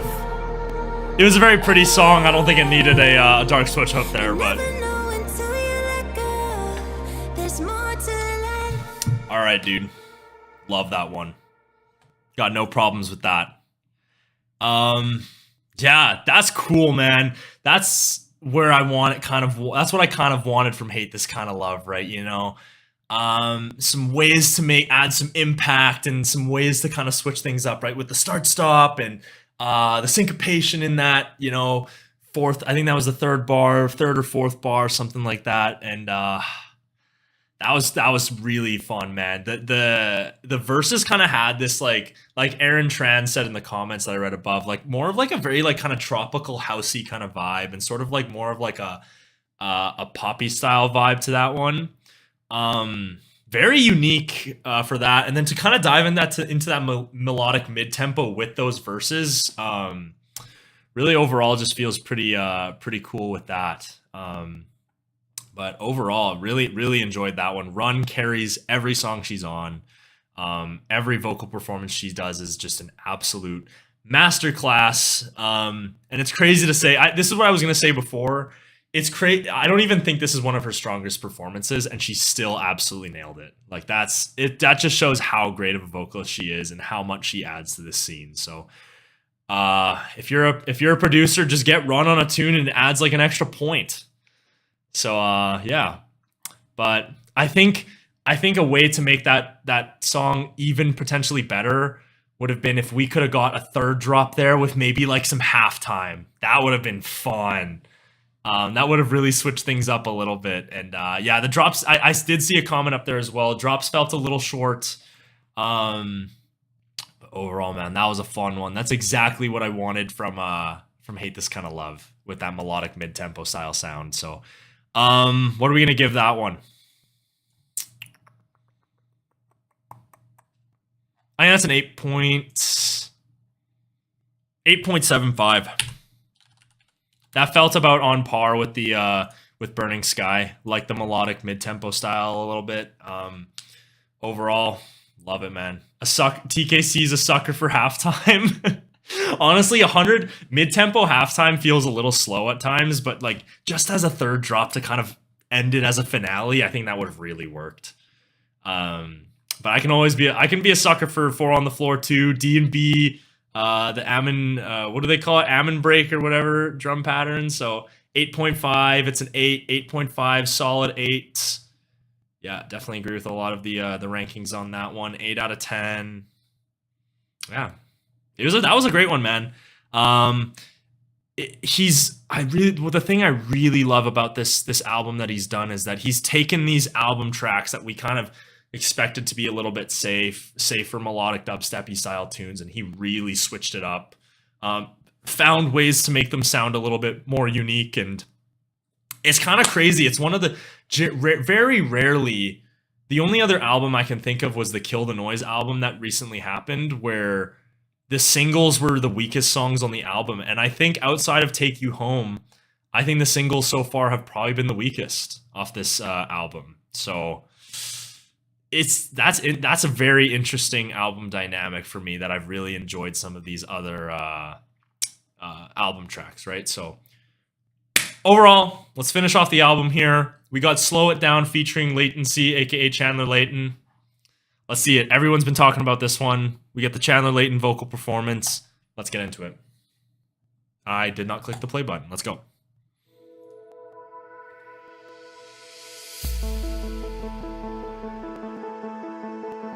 The synth work in these verses on the album have been top notch. Added a ton to these tracks.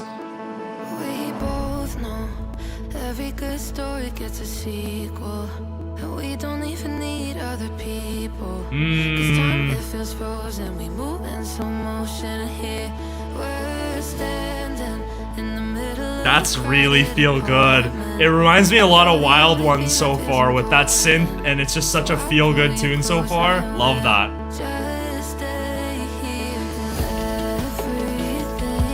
Nice. Really great percussion there.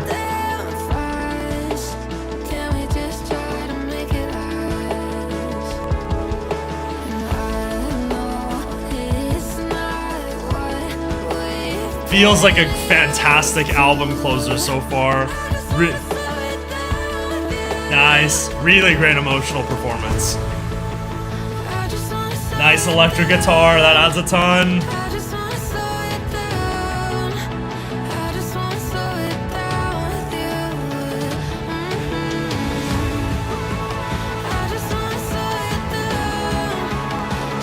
I got goosebumps right now.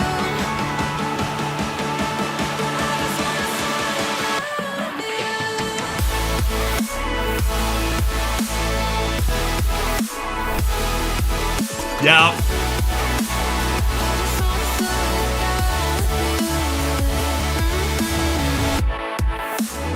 Nice. Feels very Wild Ones-esque.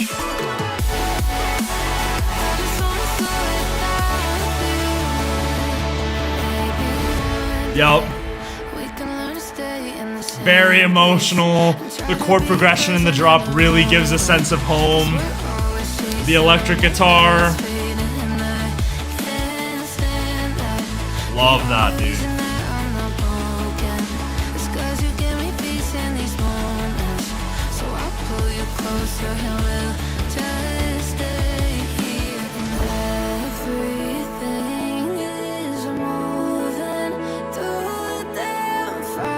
That vocal performance, dude. The melodies.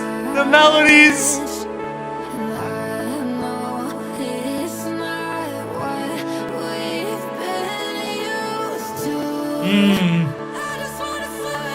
Yeah, and then that part right there really brings the emotion.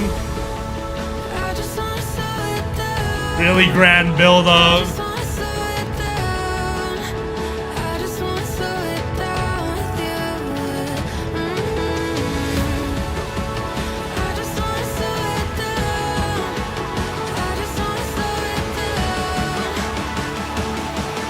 Alright, draw two, let's see what's up. Oh, filters, baby.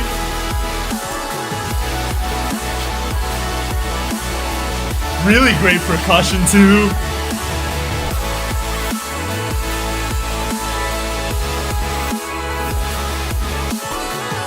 Yeah.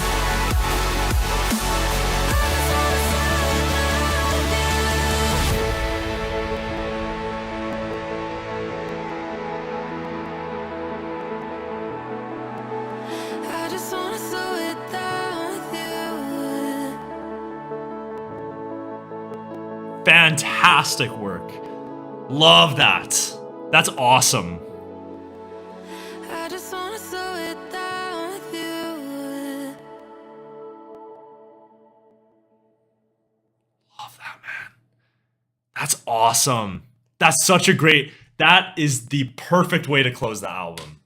Just like a really great emotional, and that track just felt, I know like Daniel said, with how Jason Ross was saying how the album just had this sense of home. That just felt like home, man. Like it just felt warm, inviting, really emotional, really, but also it had this kind of like emotional feel, but also kind of felt very happy as well. That was awesome, man. I loved that. I know some people will say that's probably a safe drop for Jason Ross, like a safer style sound. I don't care, man. That had some fills, that had some syncopation to kind of make it unique a little bit. It was mainly soft forward, but the impact was there. That's a fantastic tune. I don't think it's the best one, but it's definitely up there. Chandler Layton's vocals and the synth work in those verses just made those verses really special. Chandler Layton's definitely growing on me as a vocalist, and just I'd love to see more of her in EDM, man. She's just a fantastic vocalist, and she adds so much to the tunes. What do we want to go with on that one? Ooh, and I think it's good for her. I know a lot of artists do this where they have like their songwriters have like their vocal, their EDM style project, and then they have like their actual project to kind of make sure things don't really get confused. So interested to see where she takes the Latency project, and would love to see her on a lot more tunes. So obviously she's making an EDM alias. Chances are she's probably going to be on some more songs. So hope that happens. In the meantime,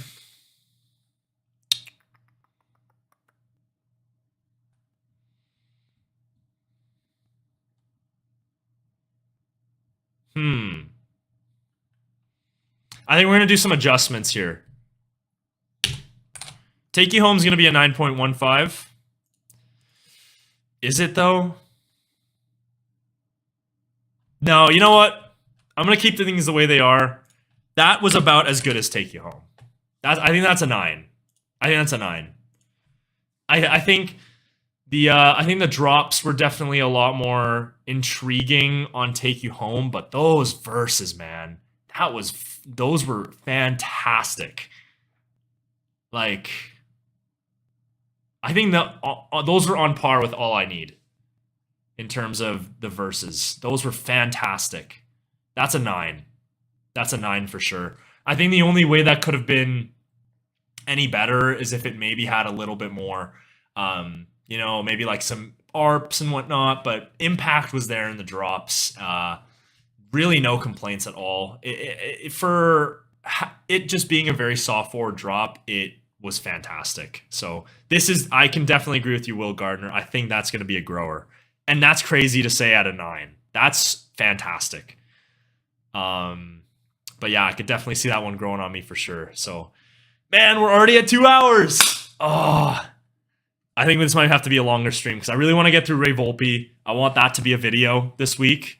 And then want to get through some Nurko, because the Nurko Arrival remixes had the most votes. So I definitely want to get some of those out for you guys for sure. But I don't think we have time for 15 songs, unfortunately. But got to get Ray Volpe in there. Absolute beauty.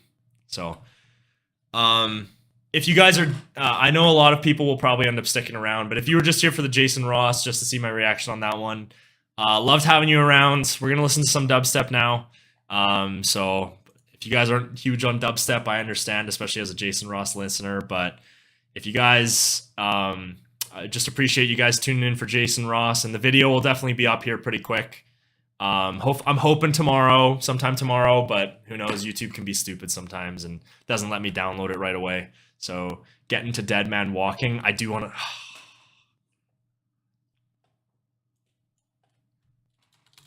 Screw it. I'm not going to really dive too deep into this in terms of critiquing it and whatnot, but this is such a huge tune. Everyone's been talking about it. We'll listen to Dead Man Walking by Grant and Ellis. Do you believe me when I say I'm never like this? Do you need me the way you say? Doesn't sound like Grant so far. No, there you go. There's a little Grant. Very reminiscent of Hypnotize so far. Ooh. Time with you, your lips are gonna haunt me. If what you say is true, pulling me back into my body. I'm just a dead man walking. Really great percussion. I'm just a pawn, but nothing hurts better than you.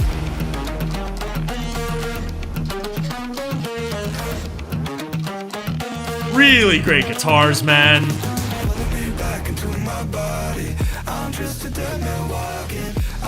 All right, let's see what's up.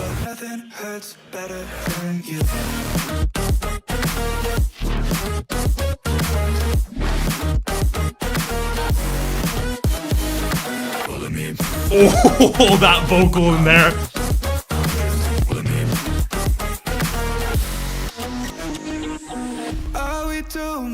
I should have listened to this earlier. That's great.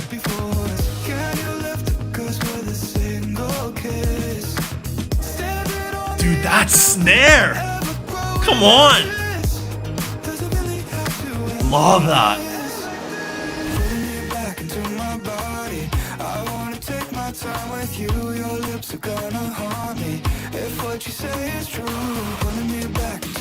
And then you got like the little snare roll there.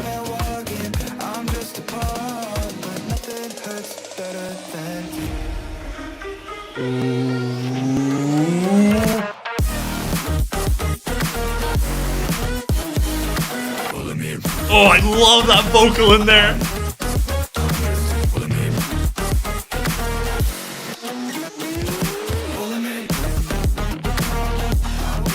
That's so funky, man.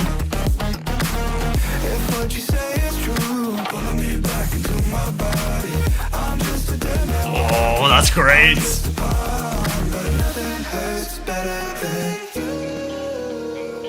Yeah, I should not have been sleeping on that tune for as long as I did. That's great.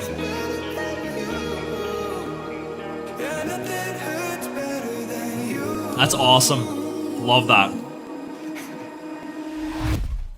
Okay, I won't comment too much on that one because I just really wanted to listen to that one because you guys were saying it.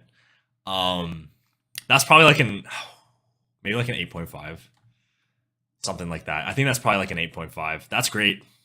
I need to listen to more Grant, man. I honestly need to listen to more Grant. I really only started getting into Grant in like 2021.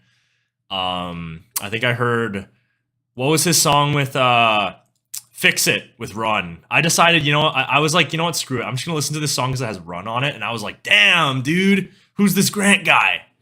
So we've been giving Grant a little bit more of a chance. Move On was really great too. So we've been giving Grant a little bit more of a chance here. Might have to feature him on the channel more. Who knows? We'll keep an eye out on his releases. So quickly becoming one of my favorite artists for sure. Yeah. What next release? We're gonna feature it for sure on the channel. All right, Ray Volpe time. Oh boy. All right, I am gonna take a quick break though. I'm gonna use the bathroom. Probably gonna take this off because it is hot down here. Grab a fan maybe. So I'm gonna take a quick break here. We'll be back in about 5 minutes for Ray Volpe. So I will see you guys around.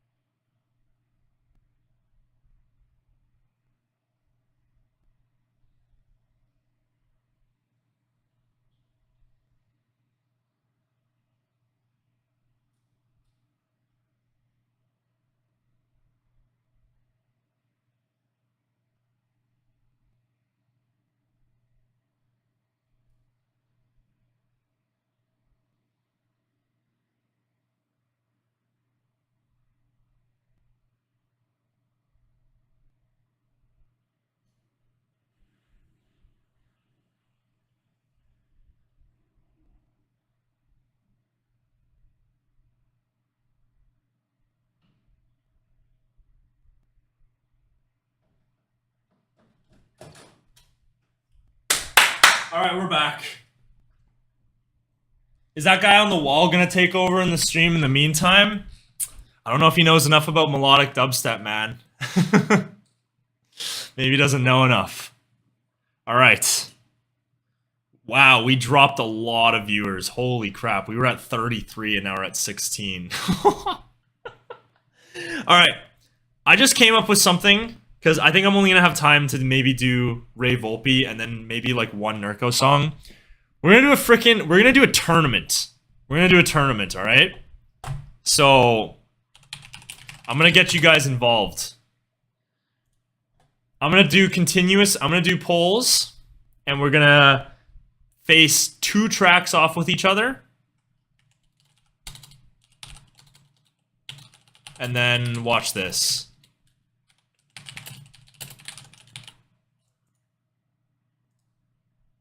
Wait.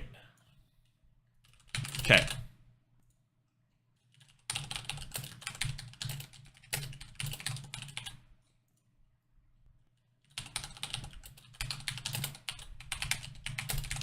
All right.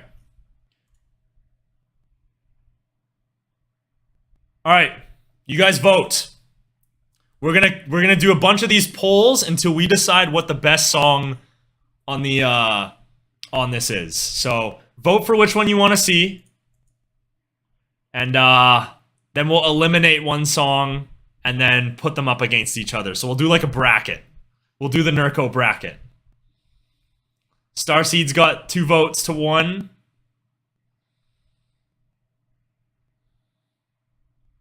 I'll give it some time. Protostar and Starseed are tied.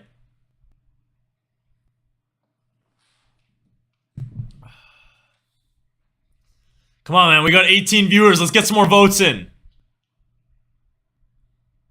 Starseed's pulling ahead. 60-40. Oh my gosh, it's tied again. Dude. Starseed pulls ahead again. Alright, I think we're gonna... We'll give it a little bit more time. We'll see. We'll see if Protostar pulls ahead or if Starseed's gonna take the lead on that one. We'll wait for one more vote. Yeah, Starseed pulls ahead. Okay, so Starseed beats out Protostar. Kind of sucks because I wanted to listen to Protostar, but you guys want Starseed, so okay. So then we'll put up... Alright. Mazzari versus Zax. Alright. We got the Spinnin' Wheels Mazzari remix versus the Breathing Again Zax remix. Which one do you guys want to hear? I kind of like this. This is fun. I want to do this more often. Do like a little freaking tournament. I have a feeling Mazzari's going to win this one. I honestly don't know who Zax is.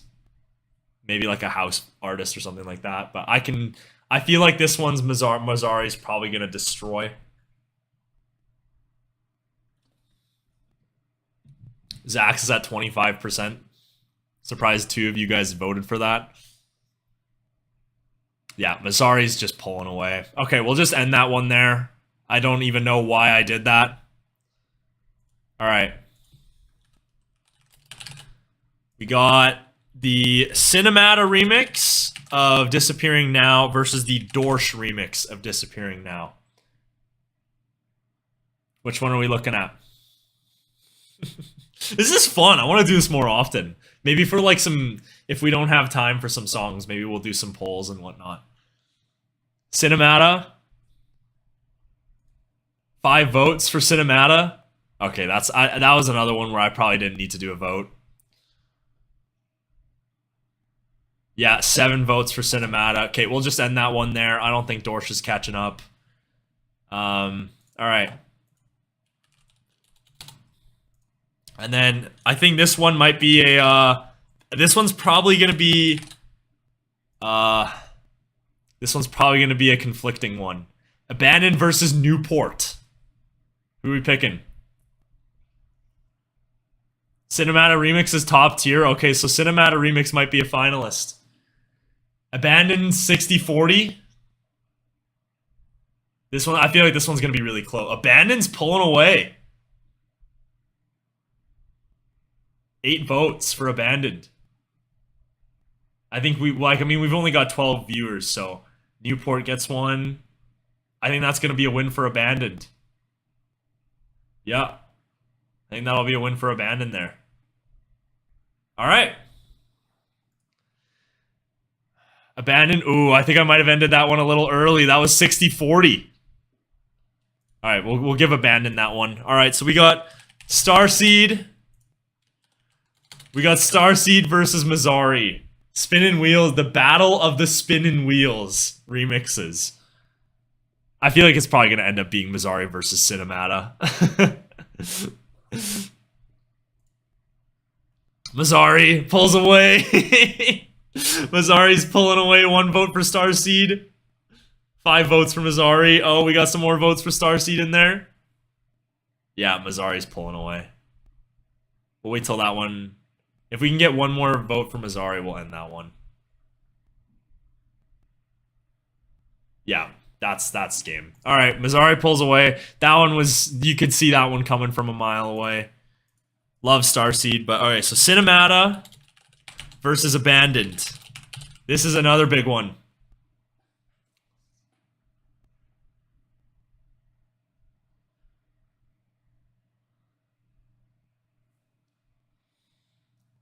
I feel like this one's going to be pretty close. Ooh, Cinemata's close. Cinemata's got a close lead on Abandoned.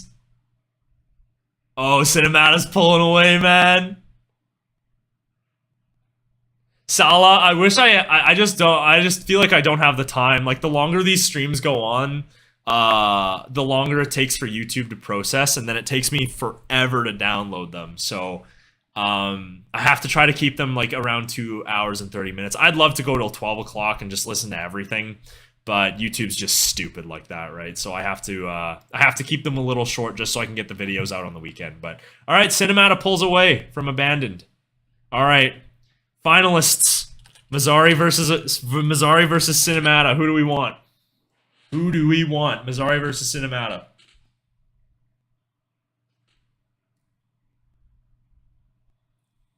Let's see. Wow, dude, you guys really want the Cinemata remix, eh? I thought Mazzari would have pulled away. Wow, dude, is the Cinemata remix that good? Wow, I did not expect it to be that much. You guys really like the Cinemata remix. Okay. I thought that was going to be really close. I thought, and if anything, I thought Mazzari might have won. I guess you guys really like the Cinemata remix. Okay. You know what? To reward you guys, we're going to do that one right now. And then we'll do Ray Volpe to close out the stream. I'm going to do that more often, though. I think that's kind of fun to get your guys' opinions on what songs we should listen to on stream. So, and my headset isn't plugged in, of course. Okay, technical difficulties again. Just give me 1 second.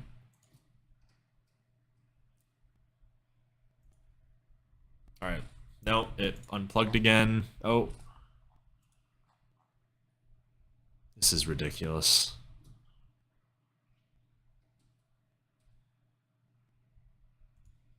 All right. I think we're working. Cinemata remix of Disappearing Now. Let's go. Oh my god, did it unplug again? Alright, I think we're chilling. Alright. I'm not too crazy on Cinemata, so I'm interested to see if he's elevated his melodic sound a little bit. Or if there's dubstep. Don't spoil if there is.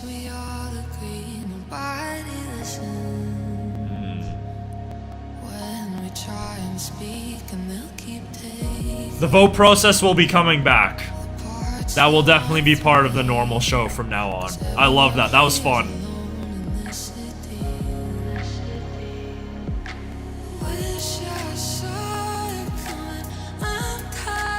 It's a great vocal performance. You kind of gotta let it breathe, right?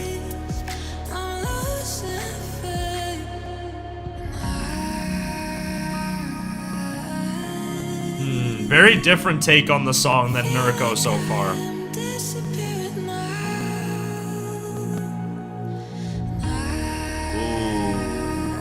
We can get some. Oh, dude, I feel like we might be going a little dark here.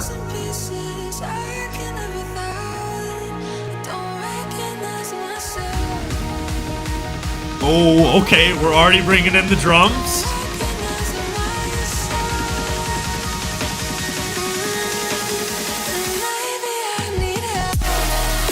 Oh, that is loud.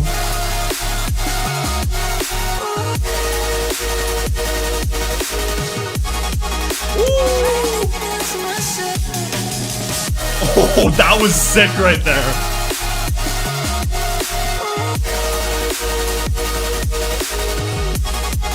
Nice. Kind of brings the synth back into the verses here. I dig that. Yeah, the drum was pretty solid. It wasn't like outstanding or anything, but I really like the syncopation kind of there with the main lead instead of kind of just it being a long swell. I really appreciate that.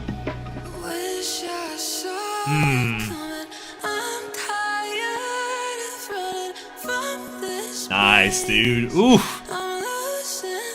Really letting the vocals breathe here.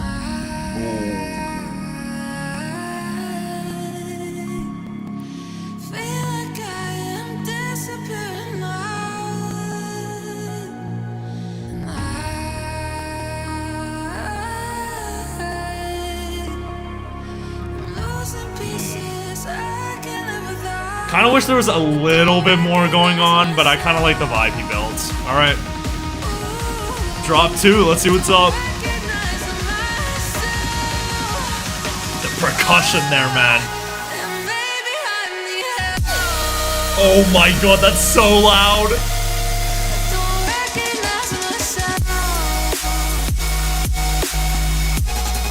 Nice.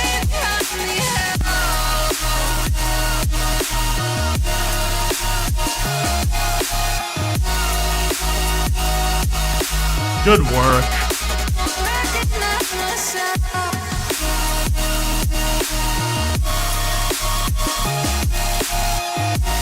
I think I definitely like the first drop a little bit more. Alright.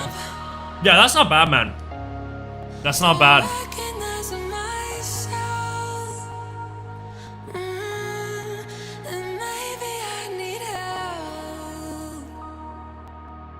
Alright, man.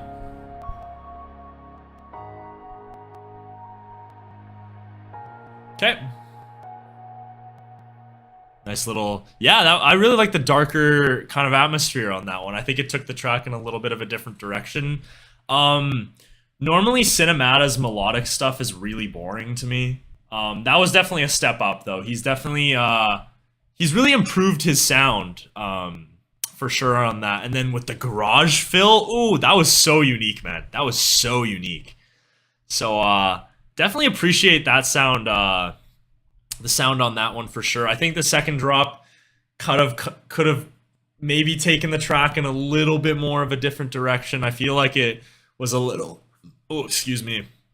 I felt like it was a little bit bland compared to the first drop. The first drop definitely had a lot more of these going on, right? So overall, that was pretty good. I'd maybe give that, like, if I was to rank that. What do we want to give that? I guess we'll just put it here. Maybe like a 7. I think it's about a 7. Yeah, I just wish that second drop had a little bit more going on. It just felt it felt like the old melodic cinemata that I'm not too crazy on kind of made its way back in there. And yeah, just kind of wish there was a little bit more in that drop. But other than that, that first drop was really great. That's one I'd love to like drop in like a DJ set kind of thing. Play that first drop, then you kind of move into the original or maybe one of these other remixes. I don't know, but yeah, let's see. 9.25 out of 10. Drop so full. Yeah, they were very full, man. The first drop really had full, impactful sound. Fills on point. Fills were the highlight. Cinemata's so talented. Glad he's finally getting some recognition. Super nice guy. Met him twice at Ultra and EDC. He's super appreciative of fans. I saw that he liked your post too and commented on it. So definitely one of those artists that goes out of the way. This isn't even the most unusual of the remixes. I really want to listen to the Protostar, but we're running out of time, man. We're already pushing it at 2 minutes and 30 seconds, so I don't know if I'm even going to be able to get Atlas out tomorrow. We'll see. But, yeah, let's get Ray Volpe done. Hopefully in, like, the next 30 or so minutes, and then hopefully YouTube doesn't take too long to process this. Now I'm getting cold now that I put a jacket on, so I'll be right back to get my hoodie again.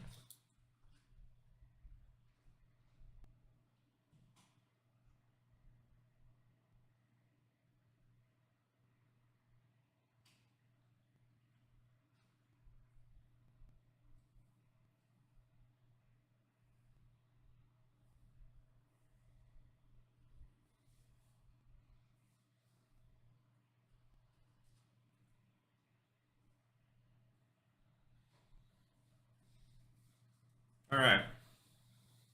6.99, 6.96 out of 9. 69 out of 100. 69 out of 420. All right. Enough of the immaturity.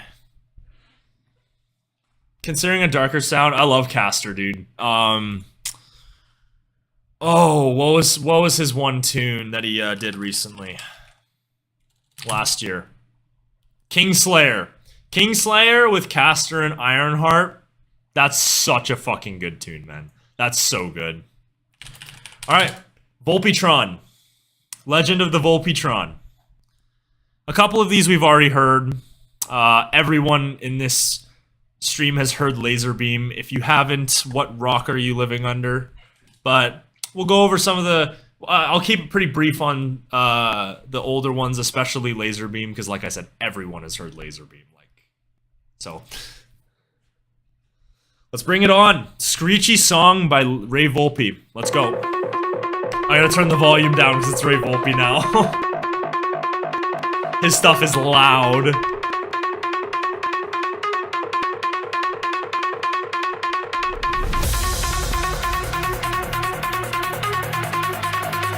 Nice little synth here, I kind of dig it. There's Volpetron. Ooh.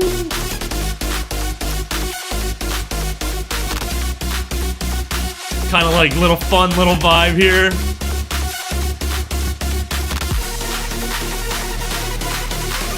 Oh, you can hear it building. Nice.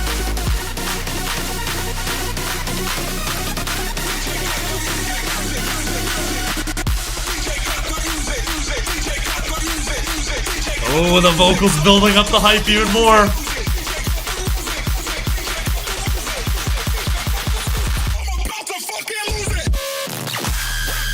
Oh, yes, dude. Yep. That's sustained bass, man.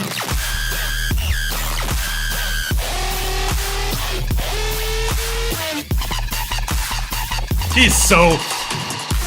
Ray Volpe's stuff is getting so good, man. I used to be like mad on Ray Volpe, but he's taking his stuff up a notch lately.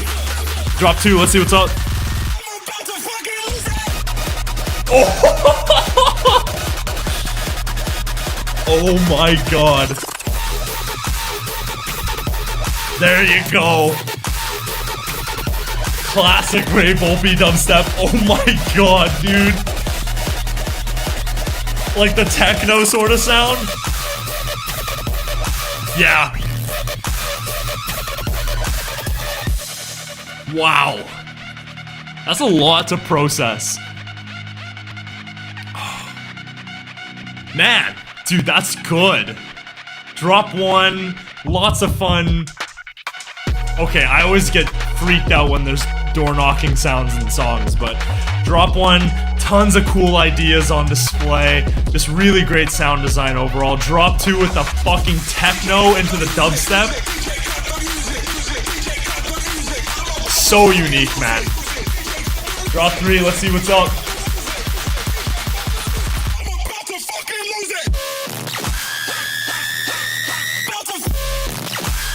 Sane's back out.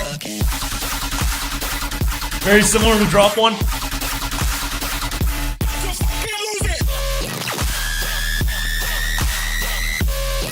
Oh, that's so good.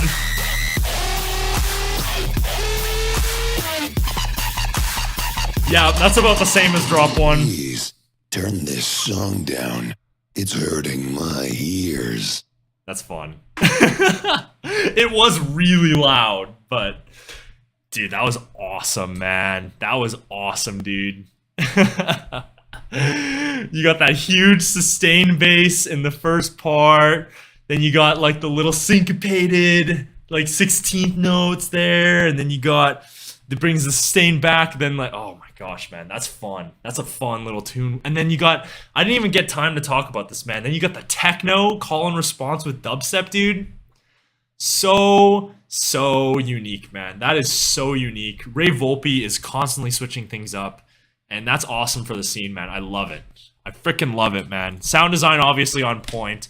I loved in the techno switch up with the dubstep. I love how like the dubstep was just like classic Ray Volpe, like such iconic sound design. Hey man, I know you want me to listen to a song, bro, but I'm gonna have to ask you to stop spamming the chat, man. we gotta do this EP. If you tune in, if you ask me next stream, we might get around to it, but gonna have to ask you to keep the chat unspammed, please. We'll get to it maybe next stream. So all right, screechy song.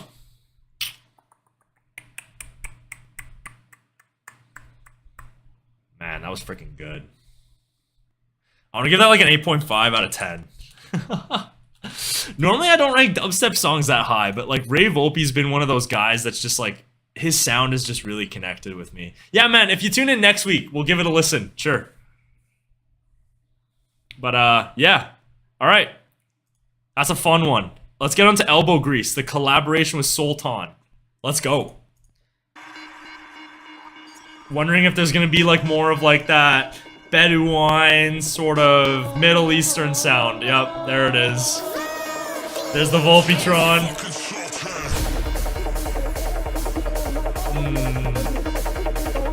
Very Sultan so far.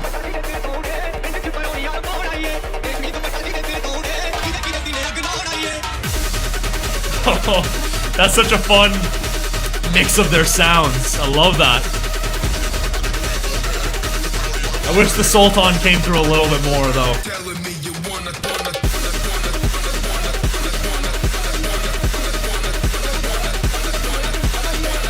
Alright, let's see what's up. Ray Volpe and Sultan.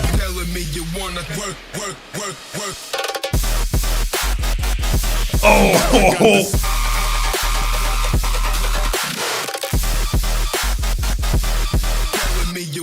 Yeah.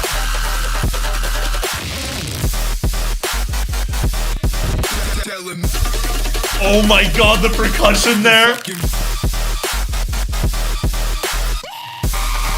That call and response between those two sounds.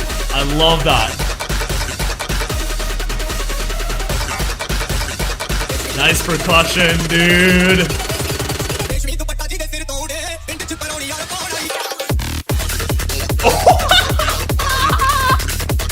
Let's go with sidetracks, dude.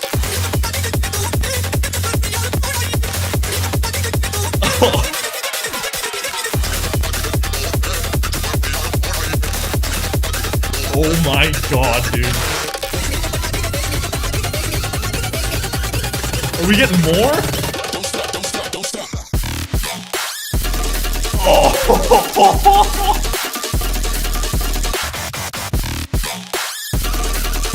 Oh, that percussion, bro! Oh my god!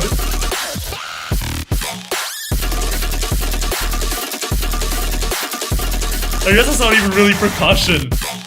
Just like the lead there. Oh my god.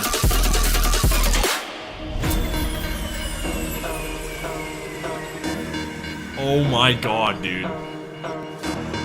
That might be Sultan's best song, and that might be Ray Volpe's best song. That's a bold one for Ray Volpe. That's definitely Sultan's best song. Wow, dude.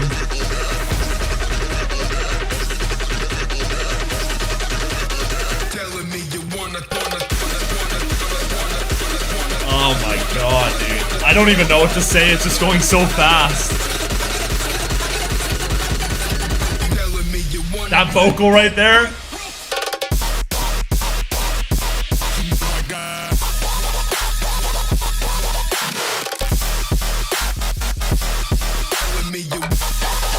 I don't know if I like that as much there. That part right there though. Yeah, and then that's back.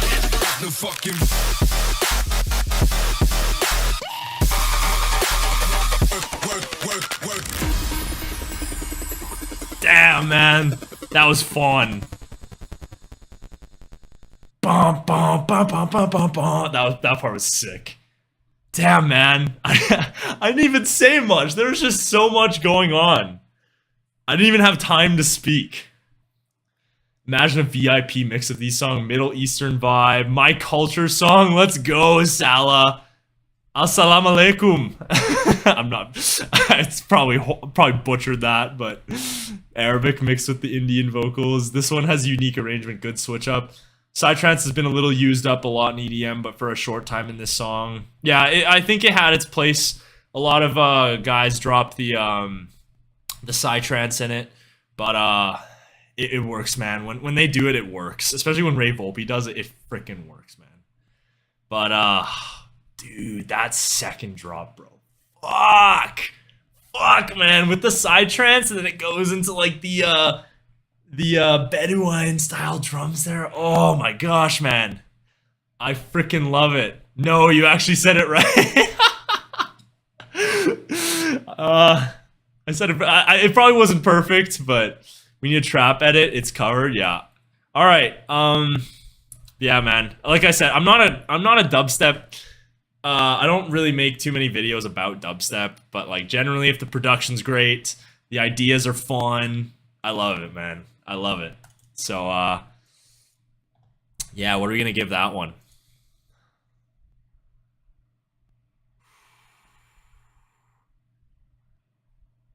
I think that's about on par with Screechy Song. I think I'm gonna give that an 8.5 as well. That's about on par. Because I was gonna say, looking at my past rankings, I think I enjoyed More to Life and Burning Sky a little bit more, just as those melodic songs. But that definitely worked, man. That's another playlist add. I don't add a lot of dubstep to my playlist because generally I like to keep the playlist more melodic style stuff. But that's a playlist add for sure, man. All right, Afterlife with Frank Zummo. Okay, are we getting some melodic, some emotional? You gotta get going, Jake. I'll see you later, man. Take it easy. Emotional banger next. All right, man. Does sound very emotional with Frank Zummo on vocals, presumably.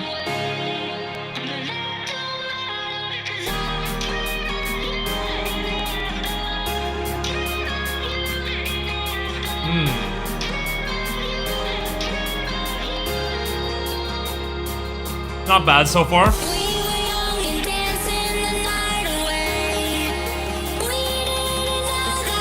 I don't know if I like the vocal effect there that much.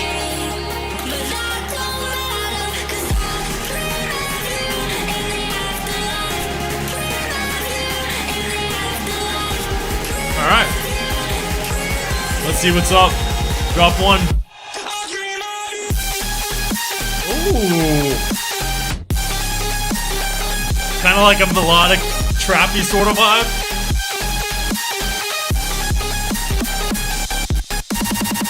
Nice. Nice automation.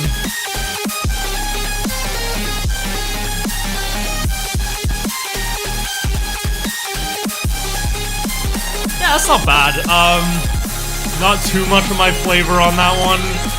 I'm not too crazy on that like melodic trap vibe a lot of artists go for, but let's see drop 2. Let's see what's up.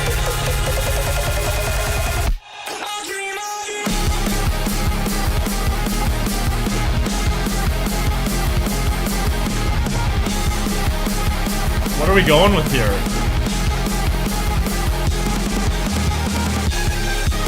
Is that the draw?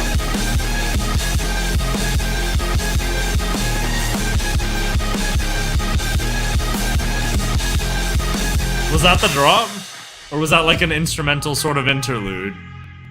Oh man, I don't know about the mixing on that one. If I can't tell if that's a drop, yeah, I don't really know about that one, man. No, wasn't too crazy about that one, but oh well, man.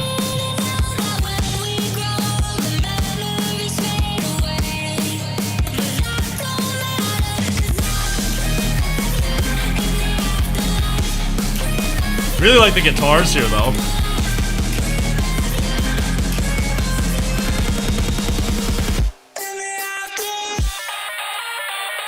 Nice bit crusher.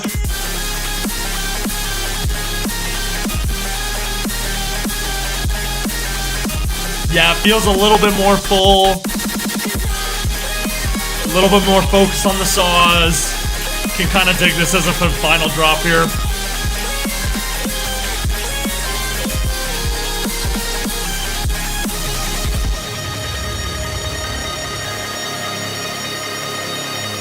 Alright. That's not too bad. Interesting, though. Alright. I don't really know what I think about that one.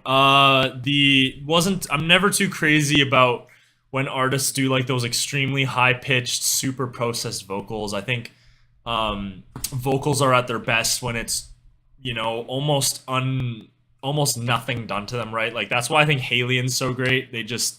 Nothing is ever done to her vocals except maybe probably just a little bit of autotune in there. But yeah, that second, like the first drop, I think had a lot more of that like melodic trappy sort of vibe, very present on the arpeggios and whatnot, which it's just not my sound. So it's hard to really comment on that one. It's not a sound I'm really too fond about. But the second one, the mixing felt a little off there. Like I didn't even know it was a drop. Like, and then it kind of, like, I'm assuming it kind of went for more of like a rock guitar driven sound, I guess, in that one. But I just don't feel like the impact was really there to kind of present it as a drop, I guess, if I wanted to say. And then yeah, the third one, I like the third one a lot more. You know, it had the arpeggios and kind of that more melodic trap style forward sound. But you know, the saws were a lot more present. Kind of filled the sound spectrum a little bit more. Yeah, overall, it wasn't. It's hard to really comment on that one. Yeah, like I said, because of the first drop. But the second part, if that's a drop or maybe an interlude of some sorts, it just didn't. It didn't really fit for me in that track. So, what do we want to give that one? I think the third drops definitely bring that one up for me for sure. But I think I'm gonna give that like a 4.5 out of 10. That was just an interesting listen for me. Yeah, don't know if I'll be returning to that one, but definitely appreciated the first two are so freaking good, man. All right, everyone's heard this song. I'm not gonna comment too much on these last two because, like I said, everyone's heard this. We're gonna freaking have a blast listening to it. Everyone's heard it. Laser Beam. Let's freaking go. To respond to your comment, I do have a Discord, but like I almost never use it. I was planning to maybe, if you guys would be interested in maybe having like a YouTube Discord, something like that, and just to talk about and have it be like a space for melodic dubstep discussion and whatnot. I'd definitely be interested to create something like that if there's some interest there. So yeah. Don't really ever use Discord, but like I said, if there's interest there, I'd love to create one, kind of have it as like a melodic dubstep space, right? So, all right, let's go. Laser Beam. Everyone's heard it, like I said. Absolute banger of a tune. Volpetron.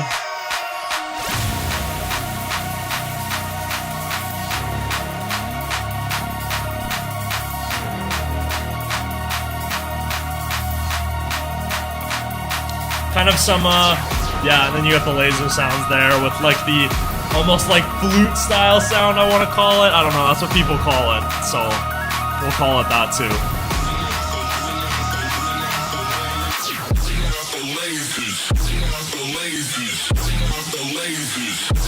I love that so much.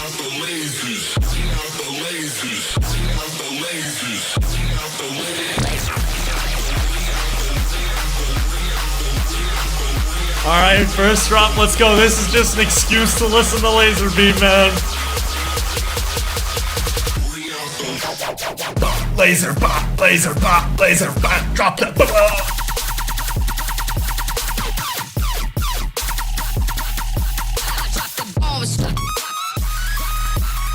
Yeah.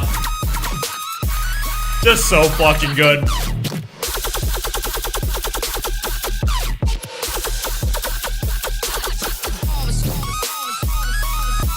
Really nice sub bass there.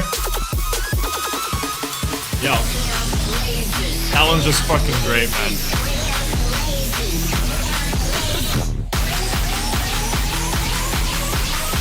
Second drop.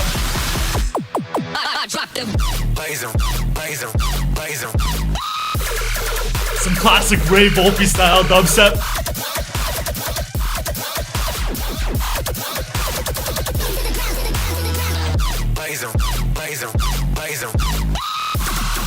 Just such full sound, interesting ideas, very bouncy style sound in the second half.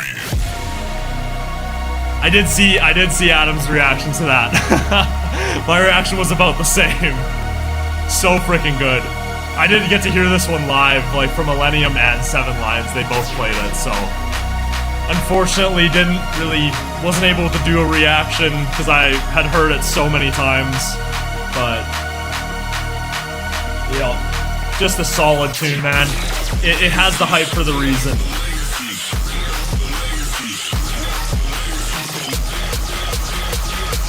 Alright, drop 3, let's go. Really nice fake out.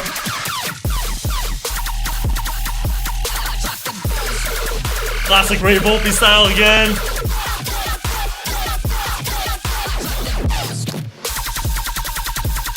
That's just so freaking good, man.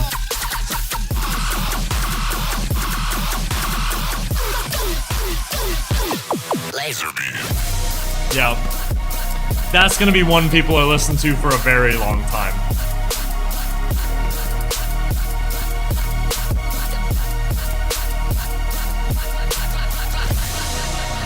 Not too much in these intros or outros here, but kind of pretty standard for dubstep tunes.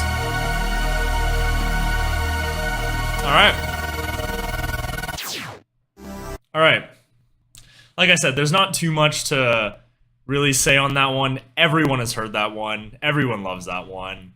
Really great sound design, super unique ideas. The short little syncopations make for some really great show visuals. It's just a great song, man. So, you know, definitely was a song that has invited me to listen to a lot more Ray Volpe, and it got big for a reason, man. It was played at EDC Las Vegas. I think like what was it like 20 times or something like that? 20 different times by a bunch of different artists. Seven Lions and Millennium, I know, both played it. I saw both of them in the same weekend, and they both played it. So big artists are playing it. It's not just the small guys. So yeah, not much I can really add to the conversation, right? Everyone loves that one. So that for me is probably an 8.25 out of 10. Or actually, let's go with an 8. You know, super solid dubstep tune. Obviously, when it compares to my the stuff that I like melodically, the melodic stuff's a little bit better in terms of, you know, like stuff like Jason Ross and stuff like that. But love it, love the classic dubstep tunes like that. So, all right, another one that we've heard, Growing Wild. Kind of got like a more to synth wavy vibe in this intro here. It's another one where the vocals are kind of pitched up, and I don't know how well it works in this instance, but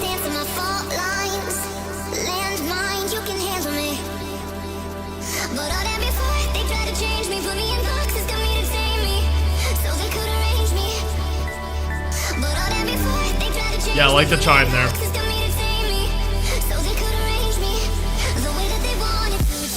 It was a single, but I haven't listened to it too much since it came out.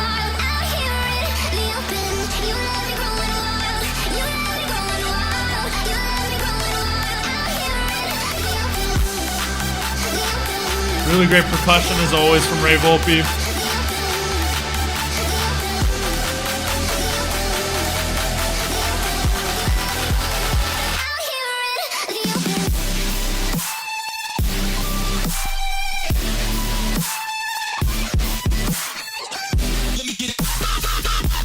Yeah, I like that call and response between the melodic and then the dubstep.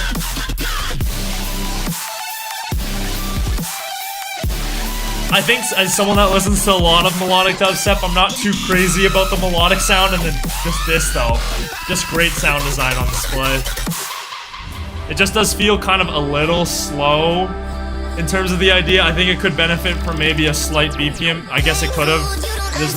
Me saying it could benefit doesn't really add much, but it could have benefited from a BPM increase, but not too bad.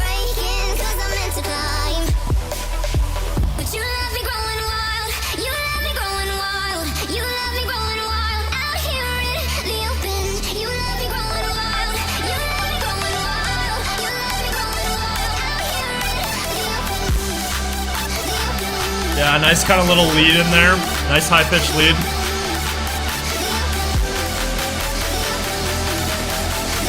I don't even really know if I remember this second drop.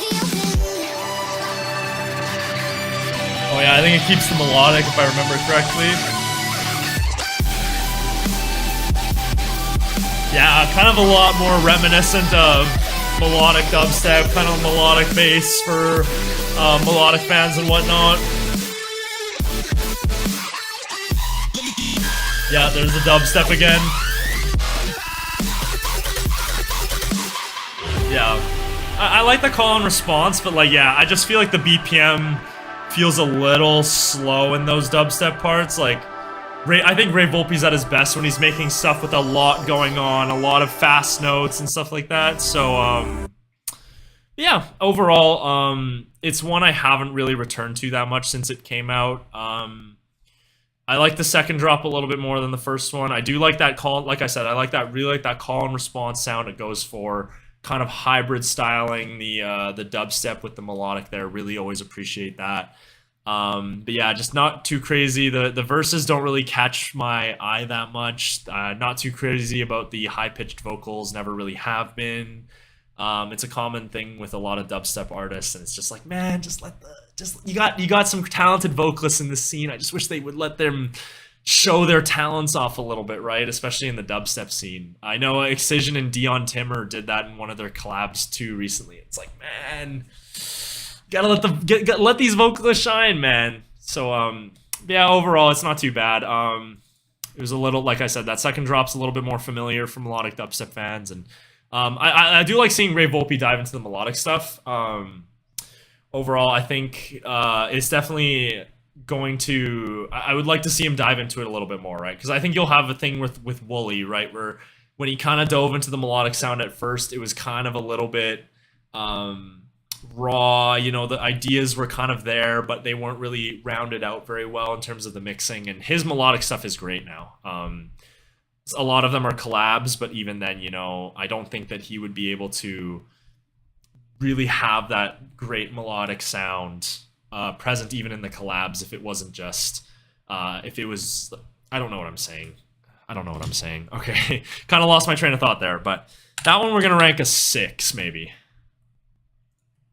Yeah, I think a 6 is a fair ranking for that one. So 8.5 for Screechy Song, 8.5 for Elbow Grease, 4.5 for Afterlife, 8 for Laser Beam, 6 for Growing Wild. So overall, just on the EP, I kind of like how he kind of decided to dive into some melodic sounds, kind of switch things up a little bit. But overall, when it's Ray Volpe, the hard-ass dubstep's the highlight there. And yeah, it's pretty solid EP, man. I definitely am picking and choosing the dark songs on that one because obviously Ray Volpe's built his sound off that. He's got amazing sound design when it comes to that. So it's just going to be natural that those will be the best ones. But Wooly adapted, but has made it work to his own sound. Yeah, he's definitely, and that's the thing. Yeah, he's really improved his melodic sound. I think the melodic ideas are a lot better.